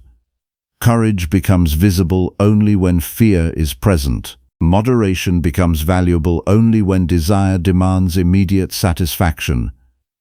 Justice becomes admirable only when unfairness tempts retaliation. Instead of asking why hardship exists, ask which virtue this moment invites you to practice. This shift transforms adversity into moral instruction rather than personal defeat. Pay careful attention to how you speak during difficult periods. Language shapes judgment more deeply than many people realize. Avoid declaring yourself defeated while the contest continues. Avoid describing temporary obstacles as permanent conditions. Avoid speaking as though external events possess complete authority over your inner life. Choose words that remain faithful to reality without surrendering hope or discipline. Honest speech strengthens clear thinking. Careless speech often reinforces emotional confusion. You will encounter people whose behavior adds unnecessary difficulty to your own burdens. Some may respond without kindness. Others may misunderstand your intentions. Some may judge your circumstances unfairly. Their conduct belongs entirely to them. Do not permit another person's lack of discipline to provoke your own. Respond according to your principles rather than their behavior. Every interaction becomes another opportunity to preserve the independence of your character. When exhaustion begins affecting your judgment, simplify your attention instead of expanding it. Return to the next responsibility immediately before you. Perform one duty with complete care rather than becoming overwhelmed by everything that remains uncertain. The disciplined life advances through faithful attention to present obligations, not through endless mental occupation with distant possibilities. Great burdens become manageable when divided into honorable actions completed one at a time. At the end of every difficult day, conduct an honest examination of your responses. Ask yourself where reason remained firm and where emotion temporarily gained authority. Notice the moments when you maintained integrity despite discomfort. Notice the occasions when fear or frustration influenced your thinking more than they should have. This examination exists not to produce guilt, but to produce greater clarity. Every challenge becomes valuable when transformed into instruction for tomorrow's conduct. Do not expect hardship to disappear simply because you have become more disciplined. The purpose of philosophy is not to remove adversity from life. Its purpose is to prevent adversity from removing wisdom from your life. External events will continue changing according to causes beyond your authority. Your opportunity remains constant. You can always choose the quality of your own response. This freedom cannot be taken from you without your own consent. Over time, you will notice a quiet transformation. Circumstances that once produced immediate panic will begin meeting greater steadiness. Delays that once created irritation will lose much of their influence. Criticism that once disturbed your peace will no longer dictate your self-worth. This change does not occur because hardship becomes smaller. It occurs because your judgment becomes stronger. The mind gradually learns that external difficulty cannot command the soul unless the soul voluntarily abandons its own authority. Never confuse endurance with passive resignation. Endurance guided by reason remains active, alert, and committed to honorable action. It accepts reality without surrendering initiative. It acknowledges obstacles without abandoning responsibility. It refuses both despair and denial. Instead, it stands firmly between them, seeing events clearly while remaining devoted to what virtue requires. This balance protects both courage and wisdom throughout every changing season. Your greatest victories will rarely be visible to others. They will occur in private moments when frustration invited harshness and you chose restraint, when uncertainty invited panic and you chose careful judgment, when disappointment invited bitterness and you chose fairness, when suffering invited self-pity and you returned your attention to duty instead. These unseen decisions gradually shape a character capable of meeting life's greatest difficulties without losing its inner stability. Carry this understanding into every challenge that awaits you. Hardship may test your comfort, your plans, your possessions, your reputation, or your expectations, but none of these determine the quality of your character. That responsibility remains entirely within your own judgment. Protect it with unwavering care. Meet every difficulty by asking not whether life has become easier, but whether your response remains worthy of the person you are striving to become. When reason continues guiding your choices despite adversity, you achieve a victory that no external circumstance can overturn. In that steadfastness, you discover that true strength has never depended upon escaping hardship. It has always depended upon refusing to surrender the disciplined government of your own mind. Number 6. Examine every reaction before choosing your deliberate response always. Every day your character is shaped long before you become aware that a choice has been made. The decisive moment is rarely the action itself. It arrives earlier, in the brief instant when something happens and your mind begins to react. A careless word reaches your ears. An unexpected obstacle interrupts your plans. Someone ignores your effort. A mistake exposes your weakness. Before your hands move or your voice speaks, an inner judgment quietly forms. If that judgment remains unexamined, your reaction becomes almost automatic. Soon your habits begin living your life, while your reason remains silent. This is how many people spend years believing they are making deliberate choices when they are merely repeating familiar patterns. The disciplined life begins by reclaiming that hidden moment between event and response. That moment belongs entirely to you. No other person can enter it unless you invite them. No circumstance can steal it unless you abandon it willingly. Within that brief space lies the greatest freedom available to any human being. There you possess the opportunity to examine your first reaction before allowing it to become your conduct. Every lasting improvement begins by protecting this inner territory from haste, impulse, and careless judgment. Your first reaction is not your master. It is only the first movement of the mind attempting to interpret reality. Many people mistake that first movement for certainty. They immediately believe what appears before examining whether it deserves belief. If someone criticizes them, they instantly conclude they have been attacked. If another succeeds, they immediately feel diminished. If plans collapse, they assume the day has already been ruined. These conclusions appear with remarkable speed, yet speed has never been evidence of truth. A rapid judgment deserves greater examination, not greater confidence. Notice how easily the mind creates entire stories from a single event. One unanswered message becomes evidence of rejection. One disappointment becomes proof that every effort is meaningless. One disagreement becomes a declaration that respect has disappeared forever. None of these conclusions exists within the event itself. They arise because the mind rushes to complete an unfinished picture before reason has gathered enough understanding. A disciplined person refuses to reward this habit. They patiently separate observable reality from imagined interpretation before choosing any response. This practice demands honesty because the mind naturally prefers convenience over examination. It would rather react than investigate. Investigation requires humility. It requires admitting that your first impression may be incomplete. It requires accepting that another explanation may exist beyond the one emotion immediately presents. Such humility protects character because it prevents unnecessary conflict born from assumptions rather than facts. When something disturbs you today, resist the urge to answer immediately. Instead, become curious about your own reaction. Ask yourself why this particular event has stirred such intensity. Is your judgment being guided by wounded pride, unrealistic expectation, hidden fear, or genuine concern for what is right? This question redirects attention away from blaming external circumstances and toward understanding your own governing principles. Self-examination replaces accusation with clarity. Many reactions appear justified simply because they feel powerful.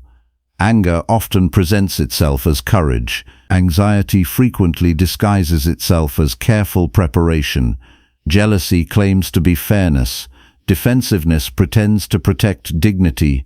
Yet emotions cannot determine their own legitimacy.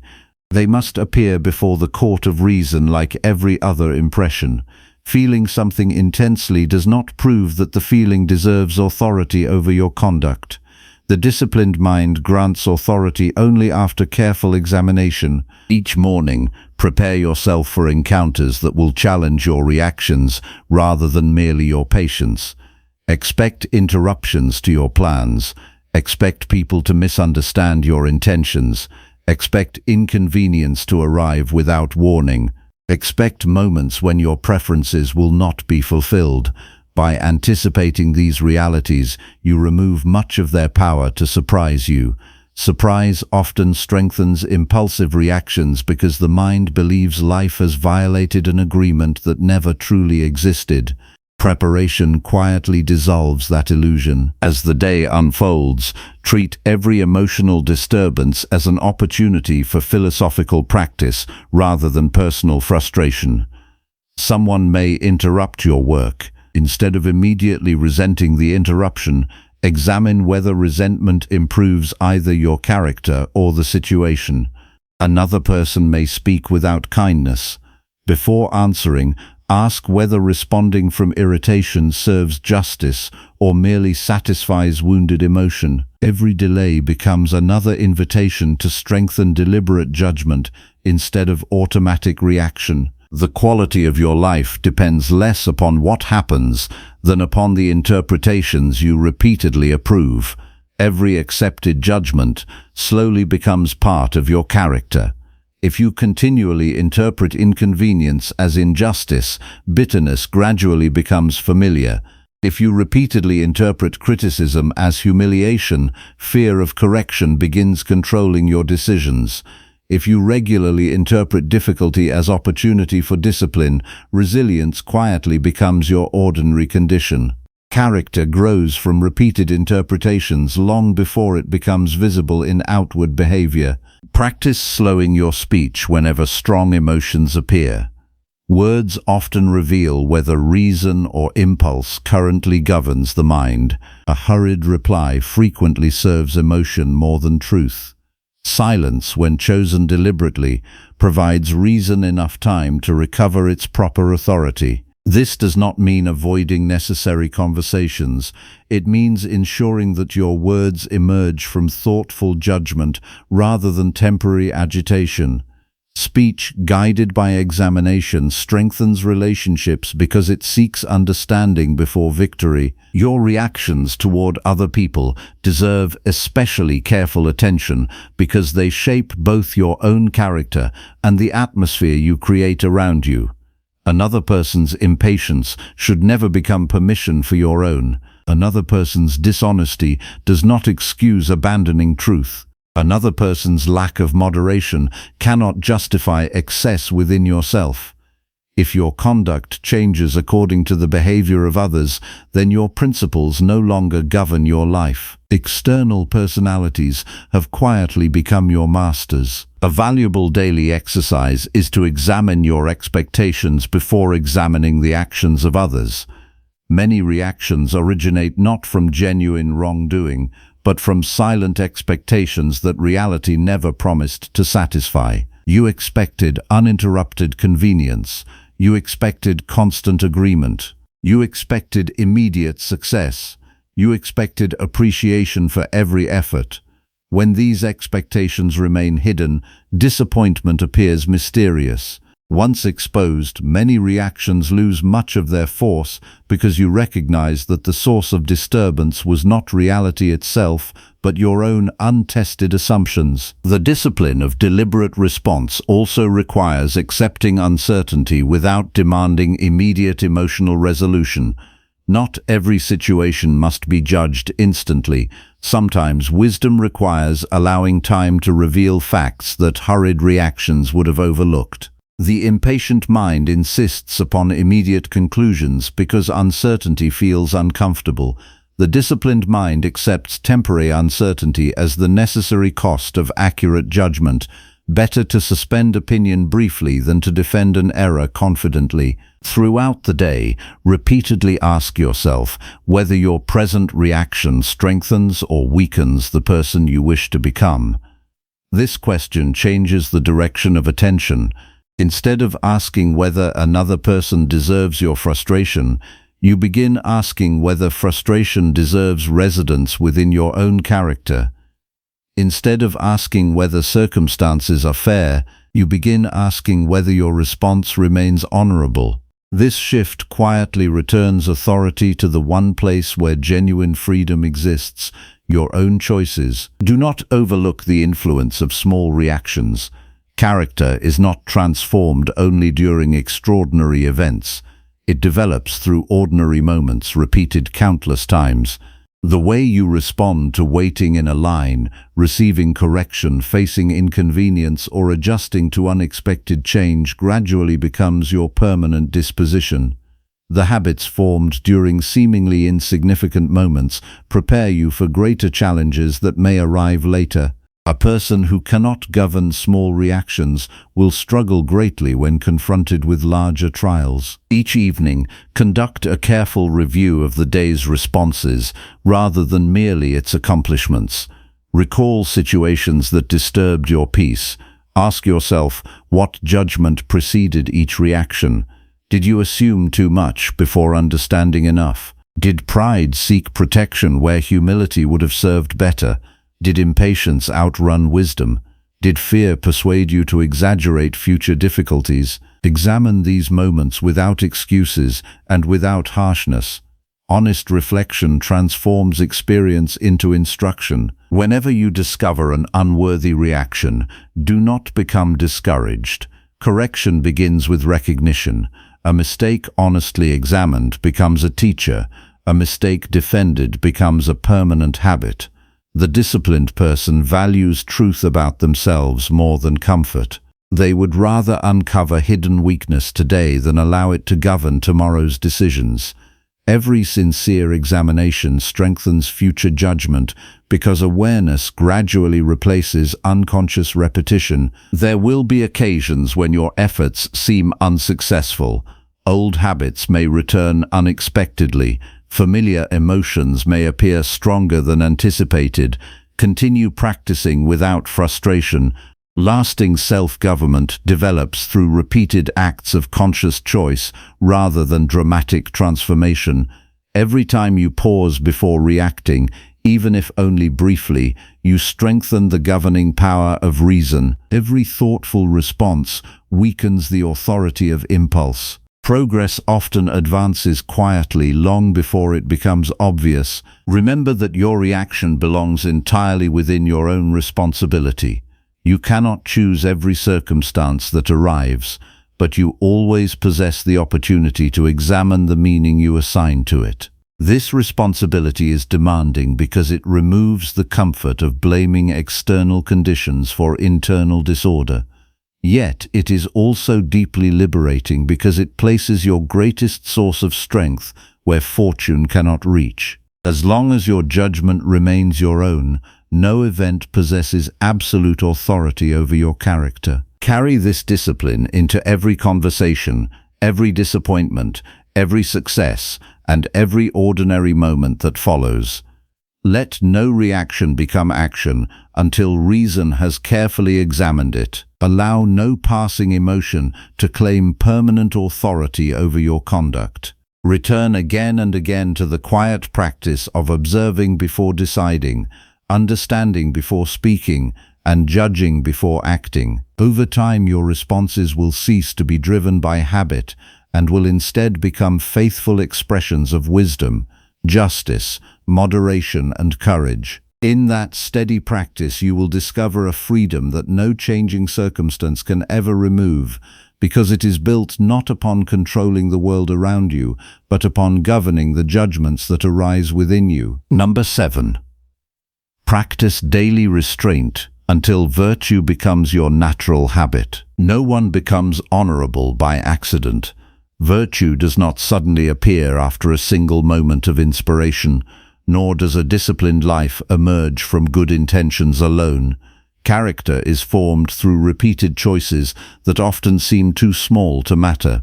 Every time you restrain an unnecessary word, resist an unhealthy desire, refuse an unfair judgment, or remain faithful to your duty despite discomfort, you are shaping the person you will become tomorrow.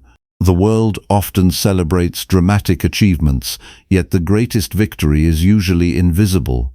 It is the quiet decision to govern yourself when no one else is watching. Many people believe restraint means denying themselves a meaningful life. They imagine discipline as a burden that limits freedom. The truth is the opposite. The person who cannot restrain their impulses is never free, because every passing appetite becomes a command, every emotion demands obedience, every distraction claims attention, every desire changes direction according to circumstance.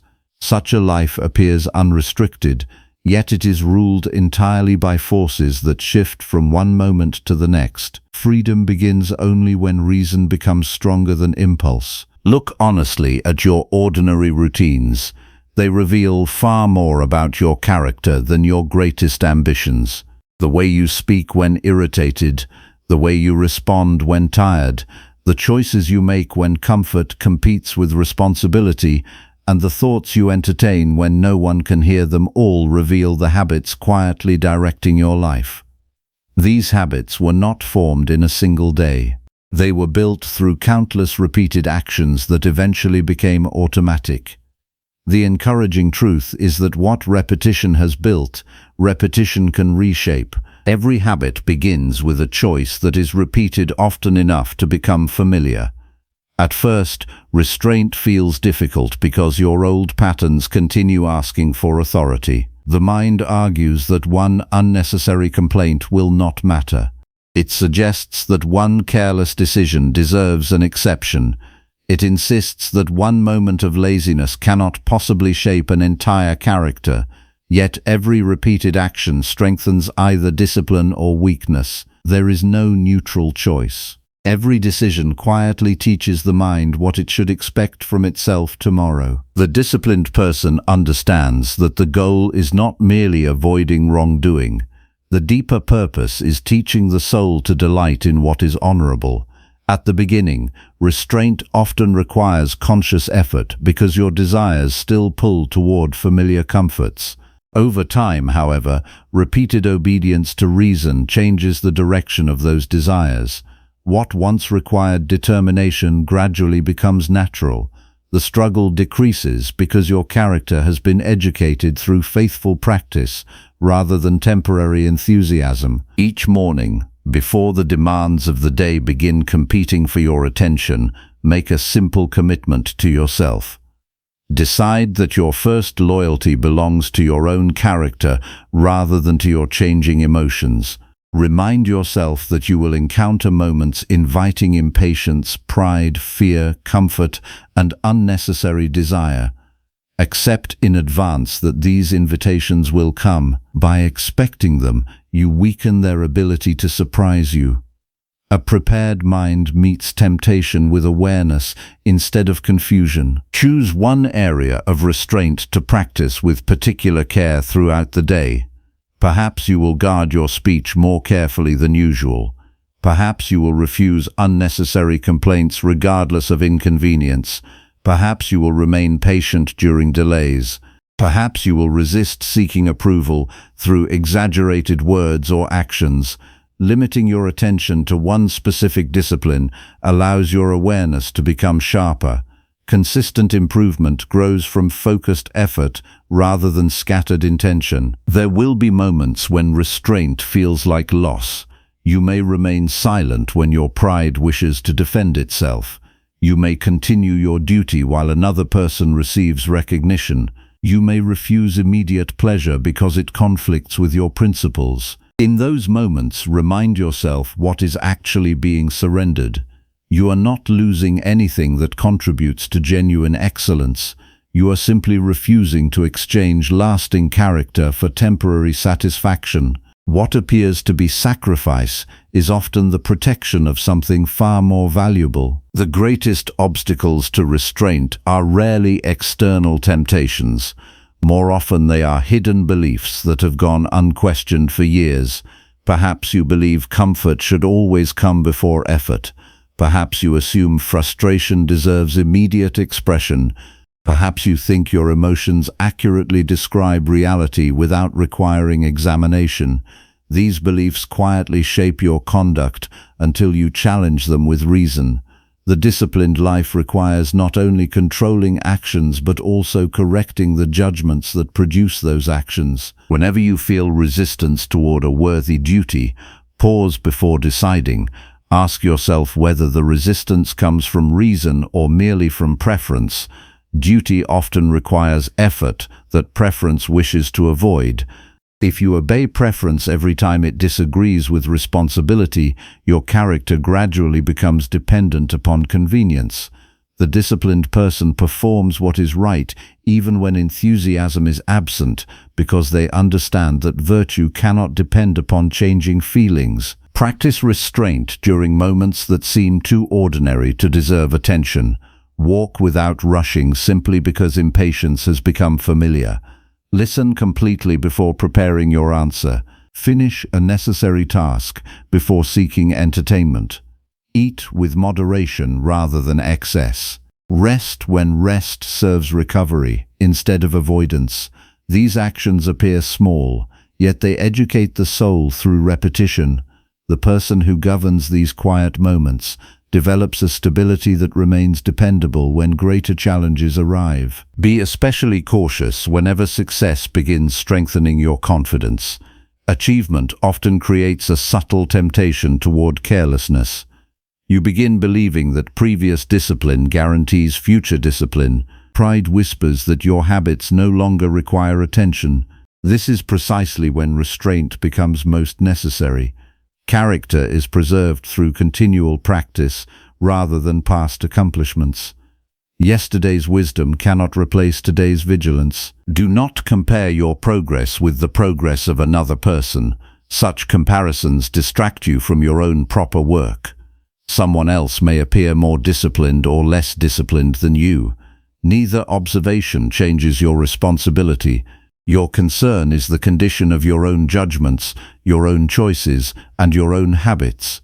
Improvement begins the moment attention returns from measuring others to examining yourself. There will be days when your restraint weakens. Perhaps you speak carelessly. Perhaps irritation governs your response before reason intervenes. Perhaps comfort persuades you to neglect an important responsibility.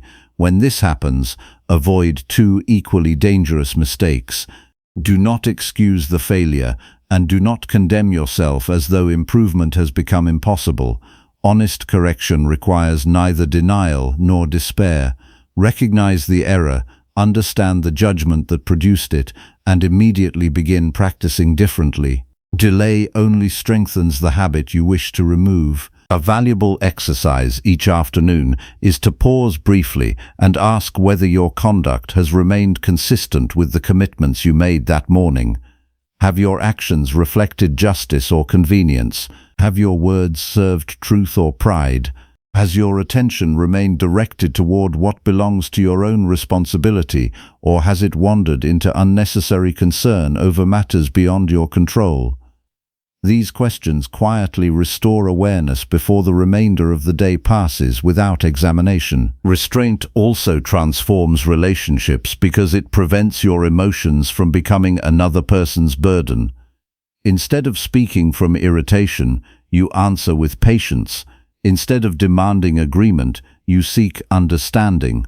Instead of allowing another person's mistakes to dictate your own conduct, you remain faithful to fairness regardless of how others behave. Such consistency creates trust because people learn that your character does not change according to temporary moods. One of the clearest signs that restraint has become habit is the gradual disappearance of internal conflict during ordinary decisions.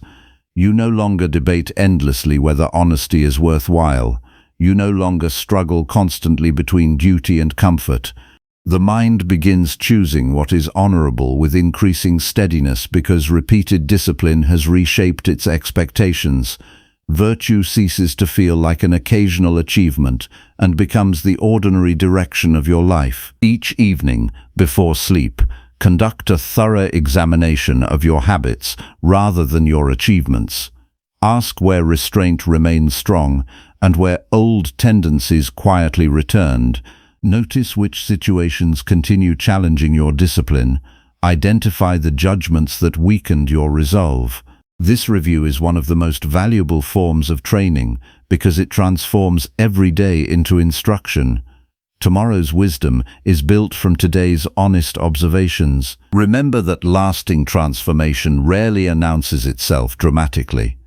The deepest changes occur gradually. One day you notice that criticism no longer provokes the same defensiveness. Another day you realize that waiting no longer creates impatience. Later you discover that unnecessary praise has lost much of its attraction. These quiet changes reveal that discipline has begun reaching beneath outward behavior into the structure of your character itself. Never seek perfection through force alone. Seek consistency through patient practice. The disciplined life is sustained not by moments of extraordinary effort, but by ordinary acts faithfully repeated across months and years. Every restrained impulse strengthens the habit of self-command. Every fulfilled duty reinforces trust in your own judgment. Every corrected mistake reduces the influence of future error.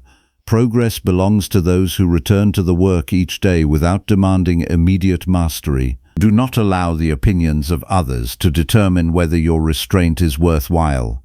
Many people misunderstand discipline because they measure success by visible reward alone.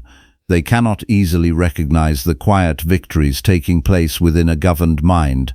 Continue practicing regardless of recognition.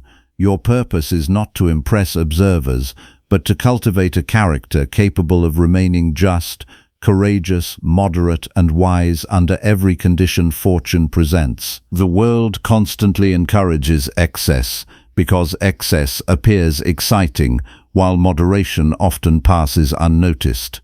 Resist this invitation calmly. A steady life built upon reason may seem ordinary from the outside, yet it possesses a strength that dramatic emotions never achieve. The person ruled by impulse must continually search for satisfaction outside themselves. The person trained in restraint discovers stability within their own conduct. That stability cannot be purchased, borrowed, or inherited. It must be earned through repeated acts of faithful discipline. Carry this commitment into tomorrow and every ordinary day that follows. Do not wait for extraordinary opportunities to practice excellence. Your next conversation, your next disappointment, your next temptation, your next inconvenience, and your next private decision all provide sufficient material for the work before you. Practice restraint again and again until it no longer feels like resistance, but simply becomes the natural expression of a well-governed soul. When virtue becomes habit rather than occasional effort, your life is no longer directed by chance, emotion, or circumstance. It is directed by reason that has been strengthened through daily discipline, and that is the foundation of genuine inner freedom. Number 8. Release every craving beyond your control without hesitation today. There are desires that strengthen your life, and there are cravings that quietly weaken it while pretending to be essential.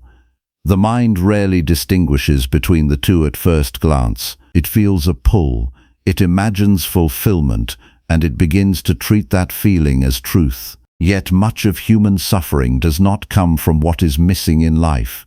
It comes from clinging to outcomes that were never under your control in the first place. Every time you attach your peace to something external, you place your stability in a place that can be taken without warning. What depends on chance will always remain unstable, no matter how deeply you want it to last. Look closely at how often your mind reaches beyond its rightful boundary.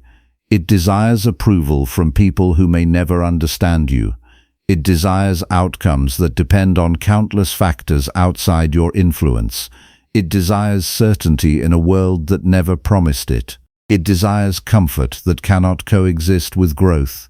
These cravings feel natural because they are familiar, not because they are justified. Familiarity is not a measure of truth. It is only a measure of repetition. A thought repeated long enough begins to feel like necessity, even when reason shows it is unnecessary. The disciplined mind begins by separating what belongs to it from what does not. Your judgments, your choices, your actions, and your willingness to align with reason are yours. Everything else is not. Reputation, recognition, success, failure, praise, rejection, comfort, and external outcomes exist outside your command. When you attempt to control them emotionally, you create a constant state of tension between desire and reality. That tension is what most people mistakenly call stress. It is not life that creates this suffering. It is the refusal to release what was never yours to hold. Craving becomes destructive, not because it exists, but because it refuses to accept limits. It demands that reality conform to imagination. It insists that other people behave according to preference. It expects life to follow a script written by expectation rather than necessity. When reality inevitably deviates from that script, disappointment is not the failure of the world, it is the collapse of an unrealistic demand. The wise person does not negotiate endlessly with reality. They adjust expectation to align with what is actually possible. Each morning offers an opportunity to examine what your mind is quietly asking for.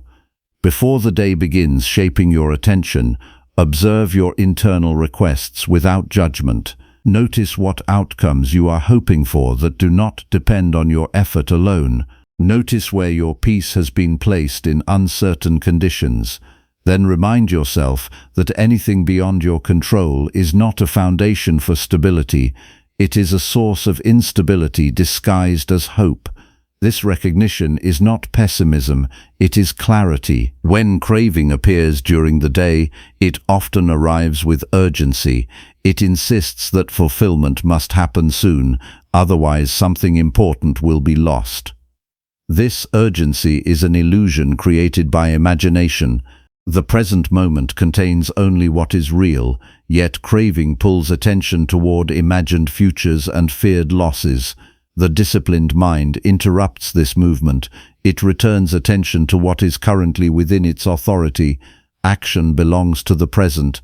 Everything else belongs to speculation. Many people suffer not because they lack what they need, but because they cannot release what they cannot control. They chase approval from others whose opinions change constantly. They seek guarantees from a world that operates through uncertainty. They attach emotional weight to outcomes that are not governed by their will. As long as this attachment remains, peace will remain conditional. Conditional peace is not peace at all. It is dependency disguised as stability. To release craving is not to suppress desire violently. It is to see clearly where desire exceeds rightful boundaries. A desire aligned with reason leads to action. A craving attached to control leads to suffering. The difference lies in attachment. When you desire something while accepting that its outcome may not be yours, your mind remains steady. When you demand it as necessary for happiness, your mind becomes fragile. Fragility is born from dependency on external conditions. One of the most important practices is to question the assumption that external achievement will complete you.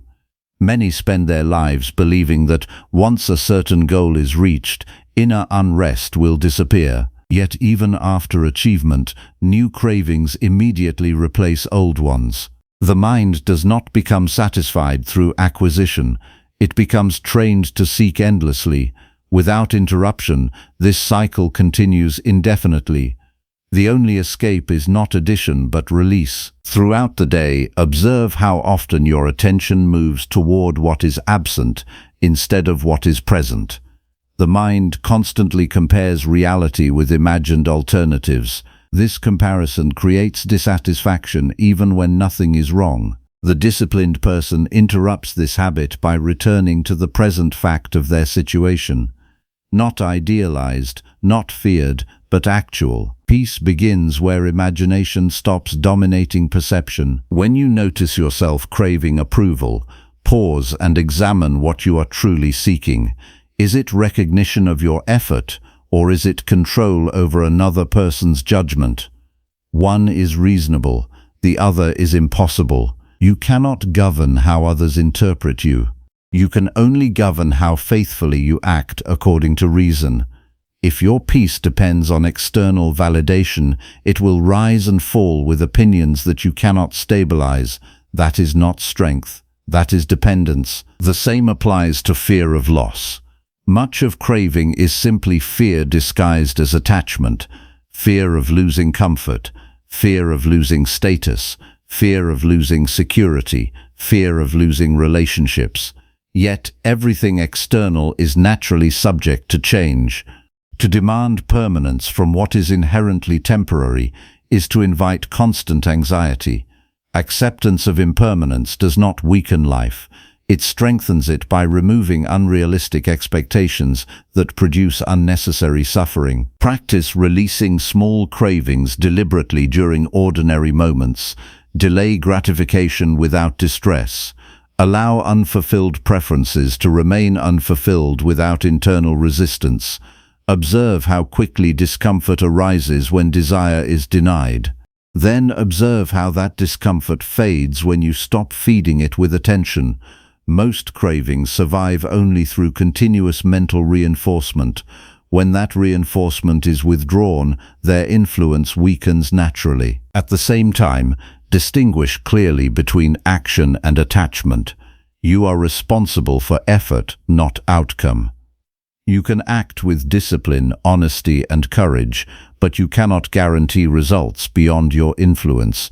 When you confuse these two domains, every action becomes a source of anxiety. When you separate them, action becomes clear and steady. You perform your duty without emotional dependence on outcomes that belong to chance. Each evening, review where craving influenced your decisions. Did you act from clarity or from desire for approval? Did you choose based on reason or based on fear of missing out? Did you pursue what was necessary or what was merely appealing? This reflection is not meant to create regret but awareness. Awareness reduces repetition. What is seen clearly loses much of its hidden power. There will be moments when letting go feels uncomfortable. The mind resists because it has been trained to associate desire with necessity. But discomfort is not evidence of error. It is often evidence of change. When old patterns are no longer obeyed, they create resistance. That resistance is temporary. If you do not feed it with renewed attachment, it fades. What remains is clarity that does not depend on external approval or uncertain outcomes. The freedom offered by releasing craving is not emptiness, it is stability. A mind no longer dependent on uncontrollable outcomes becomes far more capable of acting effectively. Decisions become cleaner because they are no longer distorted by emotional dependency. Relationships become healthier because expectations are no longer inflated beyond reality. Daily life becomes lighter because fewer internal demands are placed upon conditions that cannot satisfy them. You do not need the world to align with every preference in order to live well. You need only one consistent principle: to govern your judgments according to reason and to release every demand placed upon what lies outside your control. When this principle is practiced consistently, craving loses its authority. What remains is a mind that acts without attachment, chooses without dependency, and lives without being ruled by what it cannot command. In that state, you no longer chase life as something missing. You participate in it as something understood. And in that understanding, release becomes not loss, but clarity. Number 9. Strengthen your character through consistent choices guided by reason. Your character is not formed in rare moments of inspiration. It is formed in the quiet repetition of ordinary choices that you make when no one is watching and nothing extraordinary is at stake. Every day you are building a pattern of thinking and acting that gradually becomes your identity. Most people underestimate this process because they search for dramatic turning points instead of noticing the steady accumulation of small decisions. Yet it is these small decisions, repeated consistently, that determine whether reason governs your life or whether impulse and habit continue to direct it without resistance. Look closely at the way your mind currently operates. It does not always wait for careful judgment before choosing a response. It often reacts first and only later attempts to justify what has already been done. This reversal weakens character because it places emotion before reason. A life governed by reaction becomes unstable because reactions change depending on mood, pressure, and circumstance. A life governed by reason becomes steady because reason remains constant even when conditions shift. The difference between these two ways of living is not found in intelligence but in discipline. Strength of character does not appear suddenly. It develops through consistent alignment between judgment and action.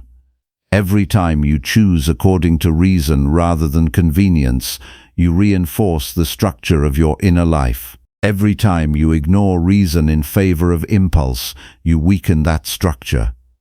The process is continuous and unavoidable. You are always either strengthening or weakening your capacity for self-governance through the choices you make in ordinary situations. Many people believe they lack discipline because they have not yet found the right motivation. This is a misunderstanding. Discipline is not created by motivation. It is created by repetition. A single rational decision has little lasting effect on its own, but repeated rational decisions gradually reshape the mind until what once required effort becomes natural. Character is not a sudden achievement. It is the result of accumulated agreement between thought and action over time. Each morning offers an opportunity to set the direction of that accumulation. Before the day begins, take a moment to observe what kind of person you intend to become through your choices, not through distant goals or imagined outcomes, but through the actual decisions you will face within the next hours. You will encounter opportunities to act with patience or impatience, honesty or convenience, courage or avoidance, moderation or excess. These are the real building blocks of character, not grand declarations, but daily decisions guided by reason. The disciplined mind does not wait for perfect conditions before choosing wisely. It recognizes that every situation, regardless of difficulty, contains an opportunity to practice virtue. Delay, inconvenience, disagreement, fatigue, and uncertainty are not interruptions to your development. They are the material through which your development occurs. Without them, there would be no opportunity to exercise judgment. The presence of difficulty is not an obstacle to character. It is the field in which character is trained. One of the most important practices is to pause before each significant decision and examine whether your intended action is guided by reason or by immediate desire.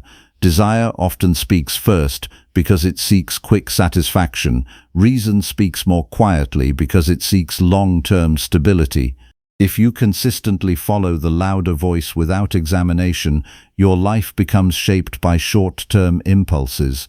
If you consistently examine both voices and choose reason, your life gradually becomes shaped by stability and clarity. You must also learn to recognize how easily the mind disguises impulse as justification.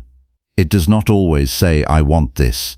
It often says, "This is necessary, this is urgent, this is justified, this is harmless." These justifications feel convincing because they are constructed in the language of reason while serving the direction of desire. This is why examination is essential. Without examination, impulse can imitate reason and still guide your actions. With examination, the disguise is revealed, and the true nature of the choice becomes visible. Strengthening character requires accepting responsibility for every choice without shifting blame to circumstances. Circumstances influence what you encounter, but they do not determine how you respond. The same situation can produce patience in one person and frustration in another. The difference lies not in the event, but in the judgment applied to it. When you stop attributing your reactions to external conditions, you regain authority over them. That authority is the foundation of a disciplined life. Throughout the day, return repeatedly to the question of whether your actions reflect the person you intend to become. This question interrupts automatic behavior and brings awareness back into the present moment. Without this interruption, habits continue operating on their own, repeating patterns that may no longer serve your growth. With it, you create space for reason to re-enter before action is completed. Pay attention to the small compromises that appear insignificant in isolation. A slight exaggeration in speech, a minor avoidance of responsibility, a delayed decision, a half-hearted effort, or an unexamined reaction may seem unimportant at the moment. However, character is not shaped by isolated events, but by their repetition. Each small compromise becomes easier to repeat. Each repetition strengthens the habit. Over time, these patterns define the overall direction of your life more than any single major decision. Consistency is the true measure of rational living. It is not enough to act wisely once or occasionally. The mind must be trained to return again and again to reason as its guiding principle, especially when emotion resists. This return is not automatic. It must be chosen deliberately each time it is needed. Every time you choose reason in the presence of emotional pressure, you strengthen the internal structure that supports future discipline. You will notice that as this practice develops, the effort required begins to decrease. What once felt like resistance becomes familiarity. What once required deliberate effort becomes a natural inclination. This transformation does not happen because circumstances have changed. It happens because repeated choices have reshaped the internal pattern of response. The mind begins to trust reason not as an external instruction, but as its own reliable direction. There will still be moments of failure. Impulse will occasionally override judgment. Old habits will sometimes reassert themselves. This does not undo your progress unless you allow it to become an excuse for abandoning the practice. The disciplined person does not interpret failure as identity. They interpret it as information. It reveals where further attention is needed. Each failure, when examined honestly, becomes part of the training rather than a reason to stop the training. At the end of each day, reflect not on outcomes, but on the quality of your choices. Ask whether your actions were guided by reason or by impulse. Ask where you remained steady and where you became reactive. Ask which decisions strengthened your character and which weakened it. This reflection is not for judgment, but for clarity. Without clarity, repetition continues blindly. With clarity, repetition becomes intentional development. You are always practicing something through your choices. Either you are practicing dependence on impulse, or you are practicing alignment with reason. There is no neutral state. Even avoidance of reflection is itself a practice that reinforces automatic living. Conscious examination is what transforms ordinary experience into deliberate growth. It brings awareness into what would otherwise remain unconscious repetition. Do not underestimate the power of consistency. Large transformations are rarely the result of sudden insight. They are the result of countless small decisions made in the same direction. Each rational choice may feel insignificant in isolation, but together they form the architecture of character. Over time, this structure becomes strong enough to support stability even under pressure. When you begin to see yourself as the author of your choices, rather than the subject of your reactions, your entire relationship with life changes. You stop viewing circumstances as forces that determine your behavior and begin recognizing them as situations that reveal your behavior. This shift restores responsibility to its proper place. Responsibility is not a burden. It is the condition for genuine self-mastery. Carry this understanding into every moment that follows.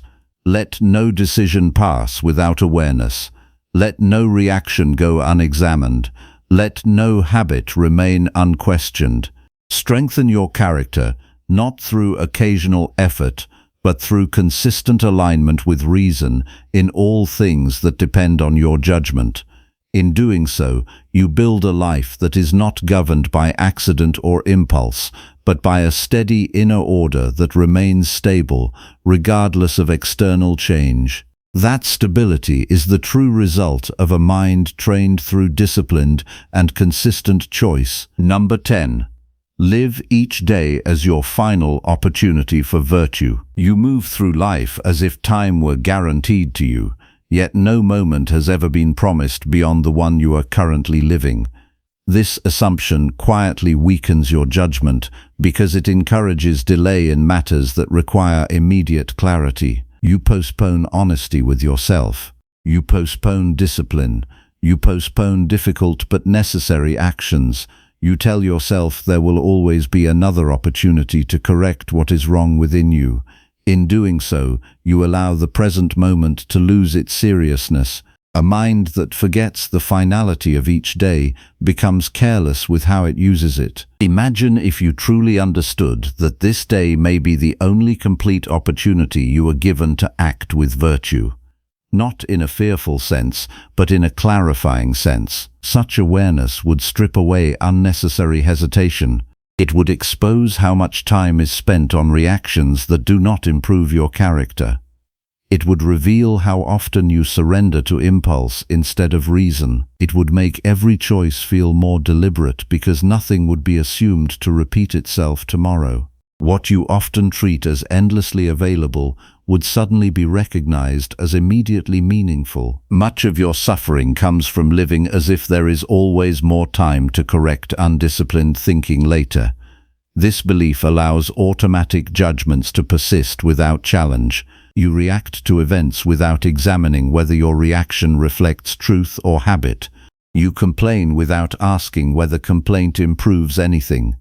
You attach your peace to outcomes that are uncertain, then become disturbed when those outcomes do not follow your expectation. All of this continues because you believe you will have unlimited chances to refine your conduct. You do not question your patterns because you assume there will always be another day for correction. The disciplined mind removes this illusion. It treats each day as a complete field of responsibility rather than a fragment of an endless sequence. Within this single day, every opportunity to practice justice, courage, moderation, and rational judgment will appear in some form. You will meet moments that invite impatience. You will encounter situations that challenge honesty. You will face inconveniences that test endurance. You will experience desires that tempt excess. You will confront uncertainty that pressures fear. None of these moments require future preparation. They require present awareness. Begin each morning by acknowledging that the quality of your conduct today is entirely sufficient to define your character. Not in the sense that one day determines everything, but in the sense that every day is complete enough to practice excellence in full. You do not need extraordinary circumstances to act with integrity. You only need clear judgment. The world will present ordinary situations that reveal whether reason governs you or whether impulse continues to lead your responses. These ordinary situations are the true arena of philosophy. When you wake, do not immediately surrender your attention to external demands. First, observe the condition of your own mind.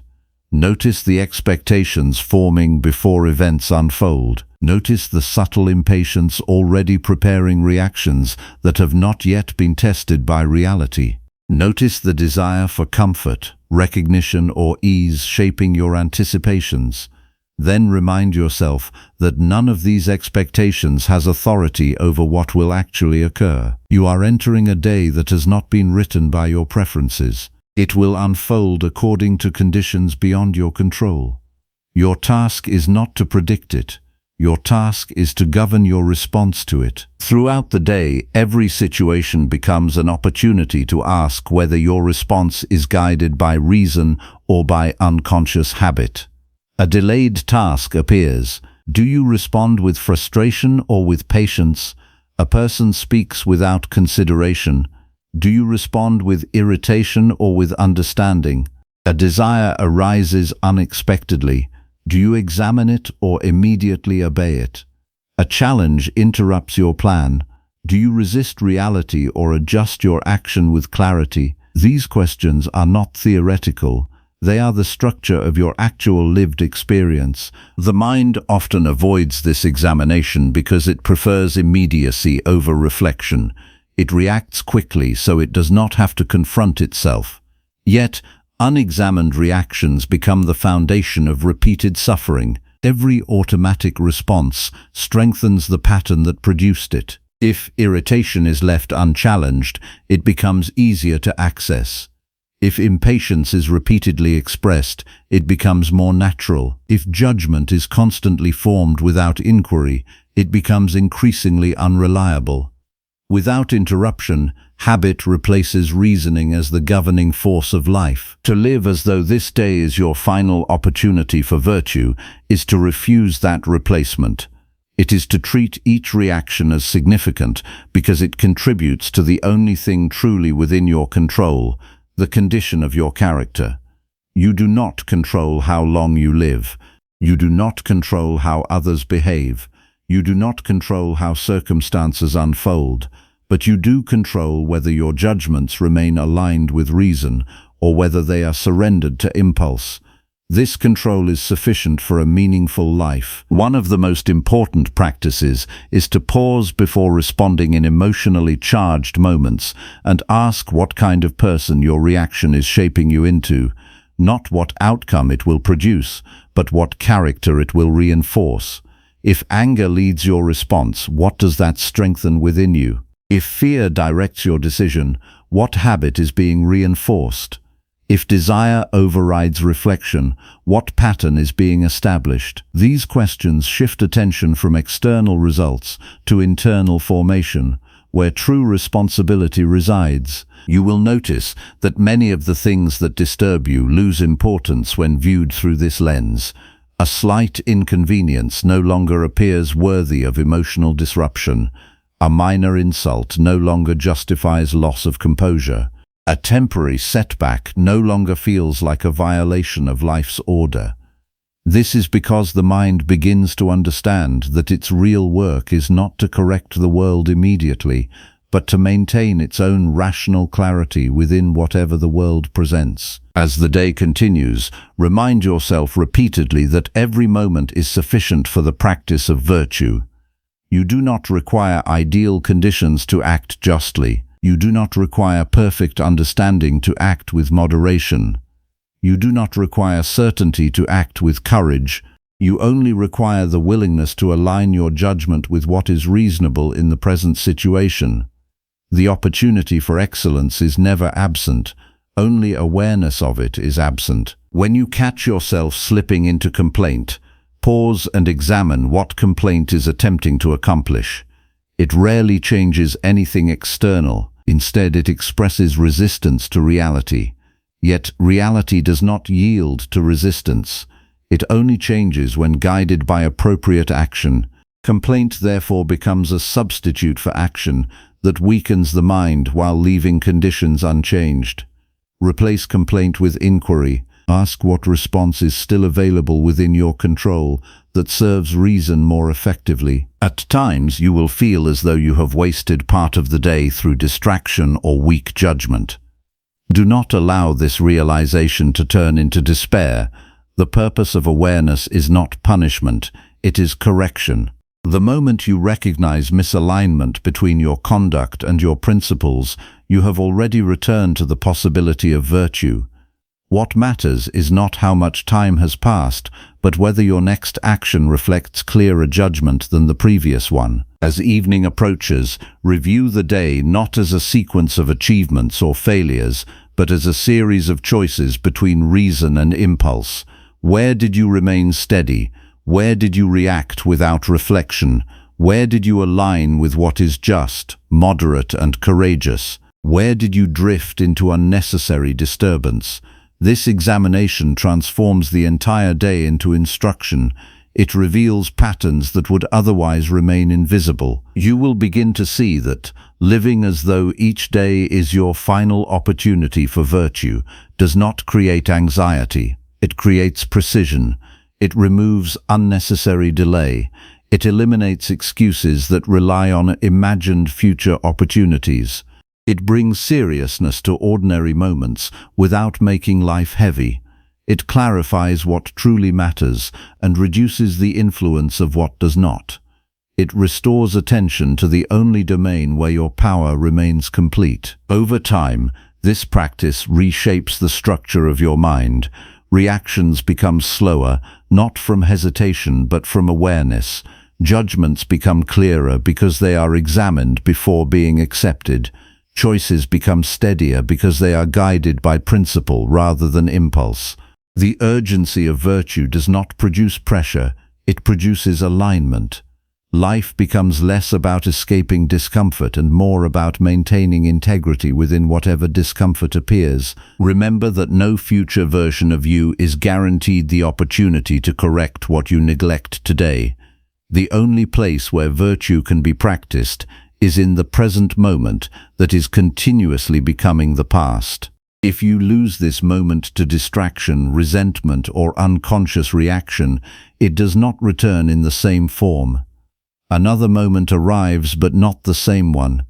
Each is unique and unrepeatable in its exact conditions. Therefore, treat every moment as complete in itself, not as preparation for life, but as life in its immediate expression. Within it, you have everything required to act wisely. Nothing external is necessary for this. Only attention, judgment, and willingness to align with reason. When you live in this way, urgency does not become panic. It becomes clarity. You no longer postpone the work of character because you recognize that character is always being formed now, not later.